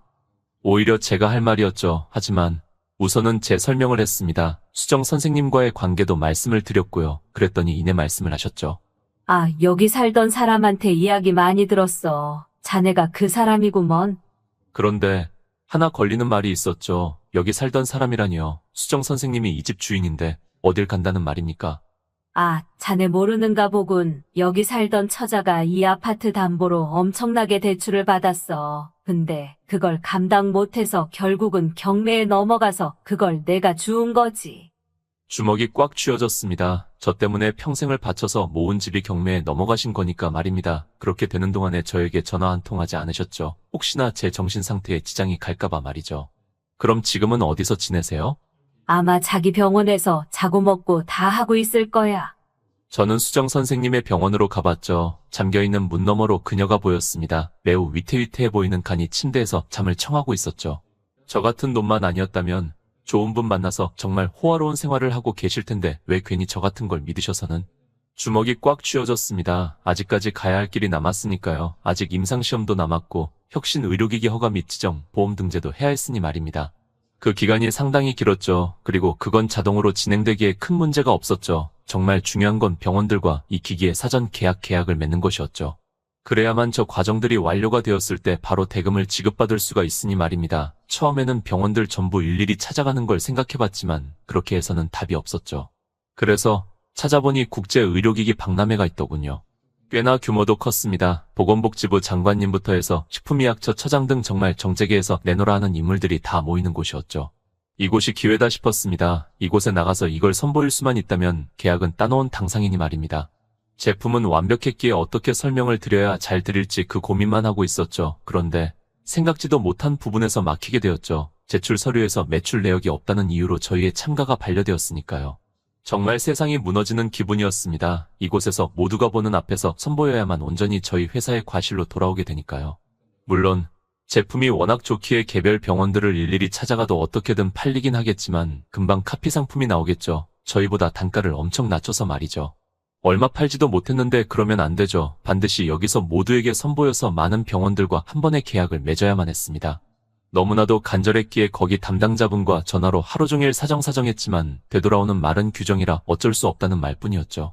평소에 저라면 좌절했을 겁니다. 하지만 그간 너무 많은 고난을 겪어서일까요? 이번에도 왜인지 헤쳐나갈 수 있다는 생각이 들더군요. 그렇게 열심히 고민을 하다 보니 하나 해결책이 떠오르더군요. 정말 엄청난 도박이긴 하지만 이것밖에 방법이 없었죠. 저는 어딘가로 전화를 걸었죠. 어쩐 일인가? 한센병원의 병원장님이셨습니다. 요즘 회사를 차렸다고 들었는데 어떤가? 잘 되고 있는가? 그에 저는 대답을 하지 않았죠. 잘 되지 않고 있나 보구만. 끌끌 그야 당연하지. 사업이 쉬운 줄 아나. 차라리 이럴 거면 그때 제대로 계약해 줄 걸. 그래서 자네 인생이 이렇게 밑바닥으로 갈 줄 알았다면 말이야. 그야 겉으로 보기에 저희 회사는 망한 게 맞으니까요. 재무제표로 봤을 때 매출도 전혀 없었고 직원들의 임금체불도 상당했으니까요. 하지만 실상은 한번 뒤집기만 하면 바로 폭발적으로 터지는 그런 기업이었죠. 폭풍전야 전이 원래 고유한 법 아니겠습니까? 출발선 앞에서 땅하면 바로 1등으로 치고 나갈 모든 준비가 되어 있는 상태였죠. 저는 병원장님에게 말했습니다. 혹시 한센병원 부스를 저희에게 조금만 나눠주실 수 있겠습니까? 그게 가능할 리가 있나? 말이 되는 부탁을 하게나. 그야 당연하죠. 병원장님이 제 부탁을 들어주실 이유가 전혀 없지 않습니까? 하지만 좋은 생각이 있었죠. 제가 만든 의료기기가 궁금하지 않으십니까? 구미가 당기신 듯 했죠. 그야 이 양반은 제가 밑바닥으로 떨어지는 걸 보는 게 인생의 낙인 사람이니 말입니다. 뭐 좋네. 그때 부스쯤이야 한 개 내줄 수 있지. 오게나. 그의 속으로 쾌재를 불렀습니다. 분명 병원장은 저를 망신시키려는 생각이었겠지만 실상은 전혀 다를 테니 말입니다. 이걸 국제의료기기 박람회에서 선보일 수만 있다면 사실상 게임은 끝나는 것이죠. 일주일 뒤면 드디어 국제박람회가 시작이 됩니다. 심장이 미친 듯이 뛰기 시작하더군요. 일주일 뒤에는 보건복지부 장차관부터 해서 각 기업의 총수들 정말 정재계에서 내놓으라 하는 사람들이 전부 모이는 곳이죠. 일반 사람이라면 모르겠지만 그들이 제 의료기기의 진가를 알아보지 못할 리가 없죠. 그제서야 직원들 모두 안도의 한숨을 내쉴 수가 있었죠. 사장님, 정말 수고 많으셨습니다. 너희들도 수고 많았다. 그런데 사장님 하나만 물어봐도 됩니까? 뭔데? 사장님은 돈 이제 썩어 넘치게 많아지실 텐데 그걸로 뭐 하실 겁니까? 그에 저는 1초의 망설임도 없이 대답했습니다. 반드시 갚아야 하는 사람이 있어서. 그 말을 할 때 제 표정이 상당히 웃겼는지 직원들이 그러더군요. 뭐야, 사장님 은근 로맨티스트셨네. 설마 이렇게 죽어라 일한 것도 다 그분을 위해서? 그럴 리가. 저는 고개를 돌리며 말했죠. 제 볼에 열이 오르는 게 느껴지더군요. 그의 직원들이 씩 웃으며 말하더라고요. 에이, 맞네요. 그분 때문에 그분 진짜 좋으시겠다. 그분은 그런 걸 누릴 자격이 있으신 분이니까. 와, 사람에 관심 없는 사장님이 그렇게 말하실 정도라니 누구인지 너무 궁금한데요. 소개시켜 주시면 안 돼요? 나중에 우선은 일주일 뒤 박람회에 집중하자. 아직 완전히 끝난 건 아니니까 말이야. 그의 직원들 모두 고개를 끄덕였죠. 이후로 정말 열심히 준비했습니다. 발표 대본부터 해서 어떻게 해야 의료기기의 성능을 가장 효과적으로 보여줄지 말입니다. 그렇게 머리를 모아서 밤낮 고민하다 보니 정말 좋은 안건이 나왔죠. 이거라면 정말 그 누가 오더라도 이 기기의 성능을 완전히 다 보여줄 수 있을 것만 같았죠. 드디어 대망의 박람회 날이 되었죠. 저희 회사 앞으로 긴 리무진이 오더군요. 사장님, 잘하고 오세요. 직원들의 응원 소리와 동시에 차에 올라탔죠. 리무진 안에는 한샘 병원장님이 계시더라고요. 왔는가? 네, 그런데 자네 좀 변한 것 같군. 뭐가 말입니까? 왜인지 사람이 달라졌어. 엄청 차분해졌고 뭐라고 해야 할까? 세상 풍파를 다 겪은 자만 가질 수 있는 그런 해탈한 눈빛이랄까. 그 말을 하며 저를 유심히 보셨죠. 이내 시선을 제 가방에 있는 곳으로 옮기셨죠. 그게 자네가 개발한 의료기기인가? 네, 그의 제 눈빛을 빤히 응시하시더니 이내 말씀하셨습니다. 네, 한번 보여주겠나? 그의 등골이 서늘하더군요. 만약 이걸 보게 된다면 이 양반은 절대 저를 참가시켜주지 않을 테니까요. 그야 이걸 선보이기만 한다면 수많은 병원들과 계약을 맺게 될 텐데 그걸 이 양반이 배 아파서 가만히 보고 있을 리가 없죠. 아직 미완성이라 보여드리기가 조금 그렇습니다. 그러면 국제의료기기 박람회는 왜 가는 거지? 그냥 경험 삼아 가는 거죠. 그의 병원장님은 저를 유심히 쳐다보시다가 이내 등받이에 푹 기대셨죠. 그래, 뭐 자네가 개발해봤자 얼마나 대단한 거겠어. 다행이다 싶었습니다. 얼마 지나지 않아 저희는 국제의료기기 박람회에 도착했죠. 개막식이 펼쳐지고 있었습니다. 거기 있는 사람들의 면면을 보고 놀랄 수밖에 없었죠. TV에서나 볼 법한 유명인들이 여기 전부 모여 있었으니까요. 국회의원부터 해서 각종 부의 장차관들까지 정말 어마어마했습니다. 그 옆으로는 세계적인 기업인들이 있었죠. 정말 너무 설렜습니다. 이들에게 제 발명품을 보여줄 수 있다는 생각에 말입니다. 얼마 지나지 않아 안내원분이 다가오시더군요. 한샘병원 분들이시군요. 안내해드리겠습니다. 이내 저희는 한샘병원 부수로 안내를 받았죠. 저희가 배정받은 곳은 3곳이었습니다. 가장 앞에 있는 A홀, 중간에 있는 B홀, 가장 끝에 있는 C홀. 병원장님은 저를 보시더니 말씀하셨죠. 자네 발명품을 보여준다면 내가 A홀을 주겠네. 지금이라도 보여주겠나? 아직까지도 의심을 못 버리신 모양이었죠. 정말 독한 양반이었습니다. 괜찮습니다. 그의 표정을 찡그리더니 말씀하셨죠. 그럼 자네는 C홀로 가게나. 역시나 예상대로였죠. 그래도 이게 맞았습니다. 만약 제가 보여줬다고 하면 C홀이 아니라 아예 내쫓았을 것이 분명하니까요. 아니, 그건 불가능하겠군요. 여기에 모여있는 어마어마한 면면들 앞에서 그런 행패는 부리지 못할 테니까요. 다만 적극적으로 견제를 하겠죠. C홀이지만 적어도 견제는 받지 않을 것이기에 그나마 다행이었죠. 이내 행사가 시작되었습니다. 이름만 들어도 알만한 기업의 총수들이 정말 많이 와서 구경을 하더군요. 정말 너무 색다르고 설레는 경험이었지만 제 속은 점점 타들어가기 시작했죠. 대부분 A홀만 둘러보고 가끔 B홀을 둘러오는 사람 정도만 있고 C홀에는 아무도 오지 않았으니까요. 물론 이 행사는 3일 동안 열지만 주요 인사들은 1일차에 오고 다시는 오지 않죠. 오늘 안에 어떻게든 선보여야만 했습니다. 시올에는 사실상 일반인들만 주로 구경을 왔죠. 다른 시올 부스 사람들도 저와 별반 다르지 않은 동태썩은 눈이었죠. 여기에는 주로 아이들이 구경을 왔습니다. 우와, 신기하다. 이거 뭐예요? 그 중에서도 특히 갈색머리의 아이가 유독 여기를 시올에 여기저기를 들쑤시고 다녔죠. 이거 완전 신기하다. 설명 좀 해주면 안 돼요? 하지만 그들은 전혀 반응도 하지 않았죠. 완전히 철저히 무시를 했습니다. 그야 알아듣지도 못할 뿐더러 자기들의 영업에 전혀 도움이 안 될 테니까요.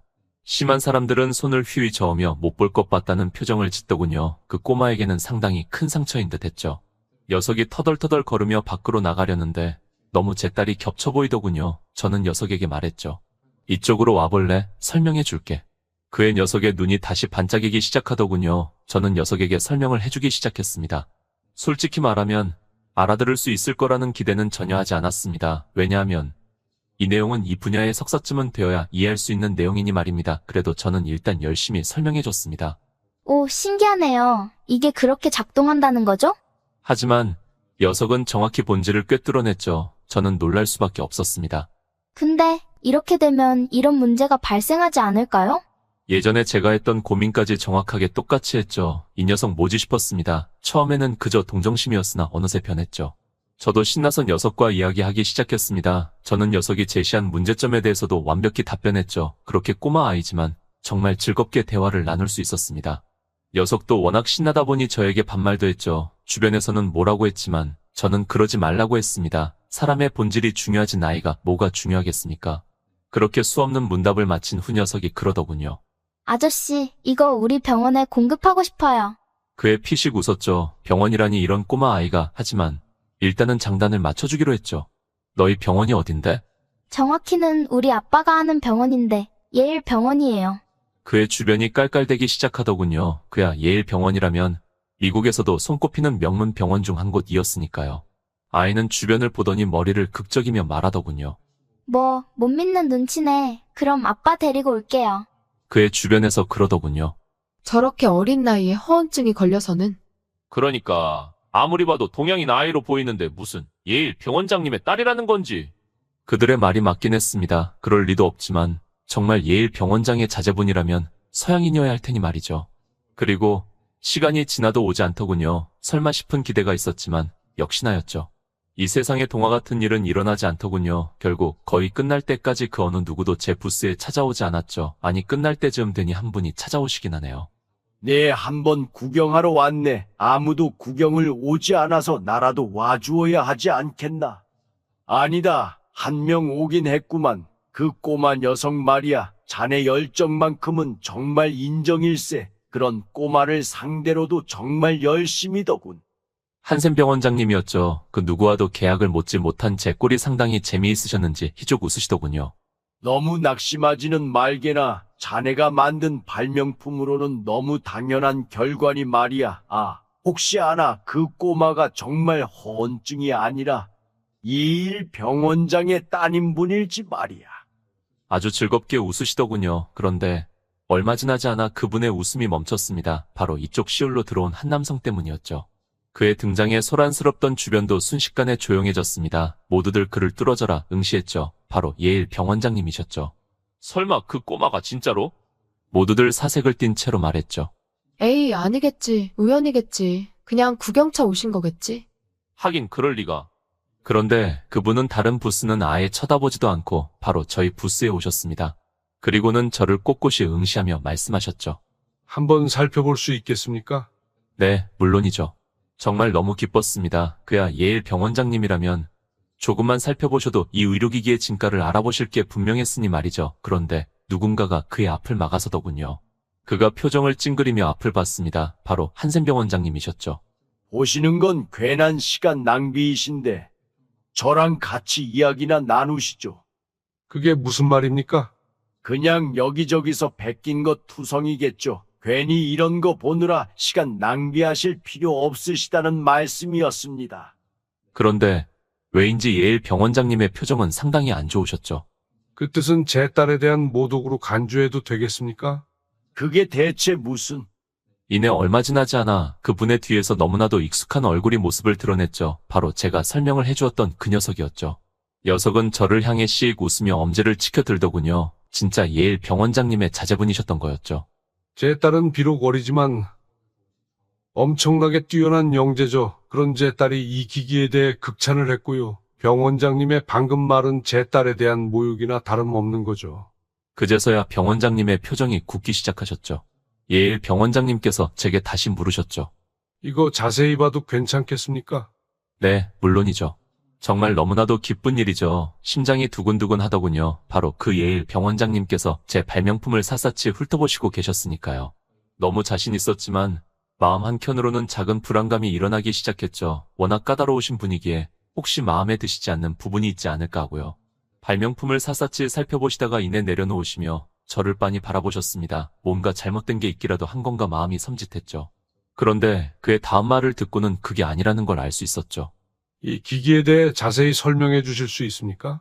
그의 거기 있는 모두가 얼어붙었죠. 설명을 듣겠다는 말은 이 기기가 정말 마음에 들었을 때나 하는 말이니까요. 그야 당연하죠. 의료기기에 대한 설명은 정말 상당히 기니까요.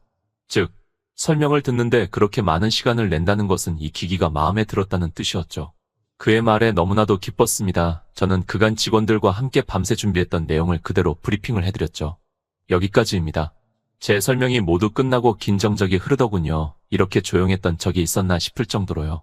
그런데 그 고요한 정적 속에서 박수 소리가 나기 시작했죠. 모두의 시선이 거기로 쏠렸습니다. 바로 예일 병원장님이셨죠. 이내 그 박수 소리는 병원장님 주변에 있는 사람들에게까지 번지기 시작했습니다. 둘러보니 보건복지부 차관님부터 해서 각 행정부의 유명하신 얼굴들이 모두 다 모여있더군요. 그때 몸에 전율이 솟구치셨습니다. 이분들은 분명 예일 병원장님을 모시기 위해 따라오신 분들일 텐데 어느새 제 발명품을 보고 매료되어 계속 설명을 듣고 계신 것이었으니까요. 정말 너무나도 짜릿했습니다. 처음에는 저를 없인 여기던 이들의 표정도 제 설명을 듣고 모두 변해 있었죠. 어떻게 저런 걸 개발한 거지? 와, 그렇게 안 보였는데. 진짜 대단하네. 단 한 분의 표정만 달랐습니다. 바로 한샘 병원장님이셨죠. 제 설명을 듣는 내내 그의 표정은 굳어 있었죠. 이내 제 말이 사실인지 확인을 하려는 듯 제 발명품을 샅샅이 살펴보고서는 멍한 표정을 짓더군요. 저 같은 놈이 정말 그런 발명품을 만든 것이 그로서는 이해가 되지 않았죠. 이내 그가 손을 부들부들 떨더군요. 정말 재미있는 모습이었습니다. 그런데 제 앞으로 왼종이 한 장이 들이밀어지더군요. 앞을 보니 국내 대형 병원의 병원장님이셨죠. 저희랑 계약 맺으시죠. 판매 가격의 100%를 더 쳐드리겠습니다. 네? 그에 제가 잘못 들은 건가 싶었죠. 판매 가격의 100%를 더 쳐준다면 자그마치 2배나 더 주고 산다는 건데. 아니요, 저희한테 초기 물량을 넘기시면 200%를 더 쳐드리겠습니다. 저희는 초기 물량을 넘기시면 300%를 드리겠습니다. 그에 누구 할 것 없이 앞다퉈 제게 계약서를 들이밀기 시작했죠. 정말 너무나도 짜릿했습니다. 원래라면 의료기기를 파는 사람은 철저히 을인 입장이죠. 하지만 너무나도 압도적인 의료기기라면 갑과 을의 관계가 뒤집히게 됩니다. 모든 병원들이 원하게 되면 수요가 턱없이 부족하게 되니까요. 그때부터는 의료기기를 파는 회사에 잘 보여야 하는 입장으로 변하게 되는 거죠. 물론 그런 경우는 매우 극소수이긴 합니다. 잔기술이 아니라 정말 퀄리티가 압도적으로 좋아야만 가능한 경우니까 말입니다. 그리고 무엇보다 초기 물량을 공급받는 게 중요했죠. 결국 그렇게 초기에 선점한 물량을 바탕으로 시장을 선점하는 것이 중요하니까요. 결국 가격은 천정부지마냥 솟아서 10배까지 제한이 왔죠. 정말 눈물이 찔끔 나더군요. 지금까지 고생했던 것들이 정말 주마등 스치듯 스쳐 지나가더군요. 정말 눈물이 찔끔 나오더군요. 이 자리까지 오게 해준 것은 수정씨의 몫이 너무나도 컸죠. 그녀가 아니었다면 저는 도중에 포기했을 테니까요. 그의 꼬마가 제게 다가오더군요. 아저씨, 이거 저희 병원이랑 독점 계약하면 안 될까요? 미국 한정에서요. 그의 무슨 말도 안 되는 소리인가 했죠. 아무리 그래도 아예생 독점 계약은 좀 아니다 싶었죠. 아무리 미국 한정이라고 하더라도 말이에요. 독점 계약 맺으면 그냥 기기값이 30배를 쳐드릴게요. 그에 저는 굳을 수밖에 없었죠. 30배라면 아무리 기기를 잘 써서 마진을 낸다고 한들 오히려 손해일 게 분명했으니 말입니다. 애초에 저희 병원은 돈은 상관없어요. 썩어 넘치게 많으니까요. 중요한 건 미국에서 최고의 실적을 올리는 병원이 되는 거죠. 거기에 이 기기는 너무나도 중요해요. 확실히 이해가 되긴 했습니다. 그들 부자에게 있어 이미 돈은 썩어 넘치게 많을 테니까요. 그들에게 중요한 것은 이제 명예욕이겠죠. 미국에서 최고의 병원이라는 말입니다. 저는 그 제안을 거절할 이유가 없었죠. 좋아, 계약 맺자. 그렇게 저는 결국 예일 병원과 계약을 맺게 되었죠. 그뿐 아니라 수많은 한국 대형 병원들과도 계약을 맺었습니다. 그런데 유독 한 곳은 제게 오지 않더군요. 바로 한샘 병원장님이셨죠. 저를 빤히 바라보고 계셨죠. 하지만 그 표정은 예전과 상당히 달랐죠. 저의 눈치를 보시는 듯 했죠. 그야 당연하죠. 이렇게 압도적인 기기를 공급받지 못한다면 한샘 병원은 결국 경쟁에서 밀리게 될 테니까 말이죠. 어차피 저 양반도 제게 오게 되어 있는 거죠. 이 모든 게 정말 꿈만 같았죠. 아니 혹시 꿈은 아닌가 불안한 감정이 들더군요. 마치 천국에 살고 있는 것과 다름이 없으니까요. 혹시나 싶어 볼을 꼬집어 봤는데 너무 아프더군요. 역시나 현실이 맞았습니다. 너무나도 다행이었죠. 저는 근처 호텔에 묵고 다음날 일어나서 계좌를 확인했죠. 정말 믿을 수 없이 많은 금액이 입금되어 있더군요. 오히려 너무 비현실적인 금액이니까 이게 현실 돈 같지가 않더군요. 하지만 은행 앱에 있는 돈이니 분명 현실이 맞죠. 이렇게 많은 돈이 입금되니 한 분밖에 생각나지 않더군요. 바로 수정씨였습니다. 저는 근처 백화점에서 갔죠. 그리고는 원래라면 쳐다도 보지 못하던 명품 정장샵에 들어갔습니다. 거기 있는 직원은 저를 힐끔 보더니 그러더군요. 손님, 여기 상당히 비쌉니다. 여기 워낙 오래 근무하다 보니 몇 초만 봐도 어떤 사람이지 견적을 뜨는 듯했죠. 분명 그녀의 안목이 맞긴 했습니다. 어제까지만 해도 저는 빈털털이었으니까요. 오늘부터는 다르지만 말입니다. 저는 거기서 많은 옷들을 입어보기 시작했죠. 정말 비싼 옷은 다르긴 하더군요. 재질 자체가 완전히 고급지다는 게 몸으로 느껴졌습니다. 하지만 직원들의 표정은 굳기 시작했죠. 어차피 사지도 않을 거면서 왜 저러나 몰라. 그들의 수군덕 거림이 탈의실 내부에서도 들리더군요. 아니 애초에 들리라고 한 말일 겁니다. 제가 살 능력이 안 되는데 계속 입어보며 진상질을 하는 거라 생각했겠죠. 이내 저는 밖으로 나왔습니다. 옷 다 너무 좋네요. 네, 그렇죠. 무성의하게 대답하더군요. 제가 입었던 거 전부 주세요. 예? 그의 직원이 눈을 휘둥그레뜬 채로 말하더군요. 다시 한 번만 말씀해 주시겠습니까? 제가 입었던 거 다 달라고요. 그의 직원은 믿을 수 없는 눈을 뜬 채로 저를 보더군요. 이거 다 하면 7천만 원입니다, 손님. 네, 알고 있습니다. 여기 카드요. 일단 직원은 카드를 받았지만 여전히 못 믿는 눈치였죠. 그야 7천만 원을 한 번에 긁을 수 있는 사람이 얼마나 되겠습니까? 네, 일단 결제해 보겠습니다. 할부는 필요 없으세요? 네, 그냥 일시불로 주세요. 카드를 긁으면서도 계속 의심을 하는 표정이었죠. 한도 초과뜨는 거 아니야? 100%지, 뭐. 띠링 이내 명쾌한 승인음이 들렸죠. 그러자 그들이 입을 쩍 벌린 채로 저를 보더군요. 대체 뭐 하시는 분이세요? 저는 꾸벅 인사를 남기고 밖으로 나왔죠. 이제는 정말 수정 선생님을 뵈러 가야 할 때니 말입니다. 저는 멀끔하게 차려입고 병원 안으로 들어갔죠. 어서 오세요. 카운터 직원이 인사를 하더군요. 아니 당연히 카운터 직원이었어야 했습니다. 그런데 수정 선생님이셨죠. 그녀의 초췌한 몰골을 보니 데스크 직원 월급 줄 돈도 없어 데스크까지 맡고 계시고 있는 듯했죠. 너무 마음이 아팠습니다. 그녀는 저를 보더니 눈을 휘둥그레 뜨시더군요. 아마 제 정장을 보고서는 상당히 당황하신 듯했죠. 그 정장 뭐예요? 그야 당황하실 수밖에 없죠. 분명 어제까지만 해도 저희 기업은 매출 0원인 0짜리 기업이었으니까요. 성공했습니다, 선생님. 그게 대체 무슨... 100마디 말보다는 한 번의 행동으로 보여주는 게 낫다고 생각했죠. 저는 TV를 틀었습니다. 그러자 아침 9시 뉴스가 나오더군요. 이번 국제의료기기 박람회에서 말도 안 되는 실적은 거둔 우리나라 기업이 나왔습니다. 그 뒤로 그 앵커는 계속해서 그 기업의 실적을 읊기 시작했죠. 그의 수정 선생님도 탄식을 터뜨리시더라고요. 와, 저기 기업 대박이네. 그저 세상 먼 일 구경하시는 듯한 목소리였죠. 그런데 그 앵커의 마지막 말을 듣고서는 평정심을 유지하지 못하셨죠. 바로 제가 운영하고 있는 기업의 이름이 나왔으니까요. 그 이후로 저를 말없이 계속 바라보셨죠. 너무 놀라서 말 문마저 잃으신 듯 했습니다. 네, 성공해서 돌아왔습니다. 그의 수정 선생님이 저에게 안겨서 펑펑 우시더라고요. 그간 말은 안 하셨지만 정말 마음고생이 너무 심하신 듯 하셨죠. 비싼 정장이 다 젖었지만 무슨 상관이겠습니까? 제게 수정 선생님보다 중요한 건 없는데 말입니다. 그러다가 이내 정신이 드셨는지 화들짝 놀란 표정을 지으시며 말하시더라고요. 미안해요. 이거 그러니까 내가 어떻게든 변상을 할게요.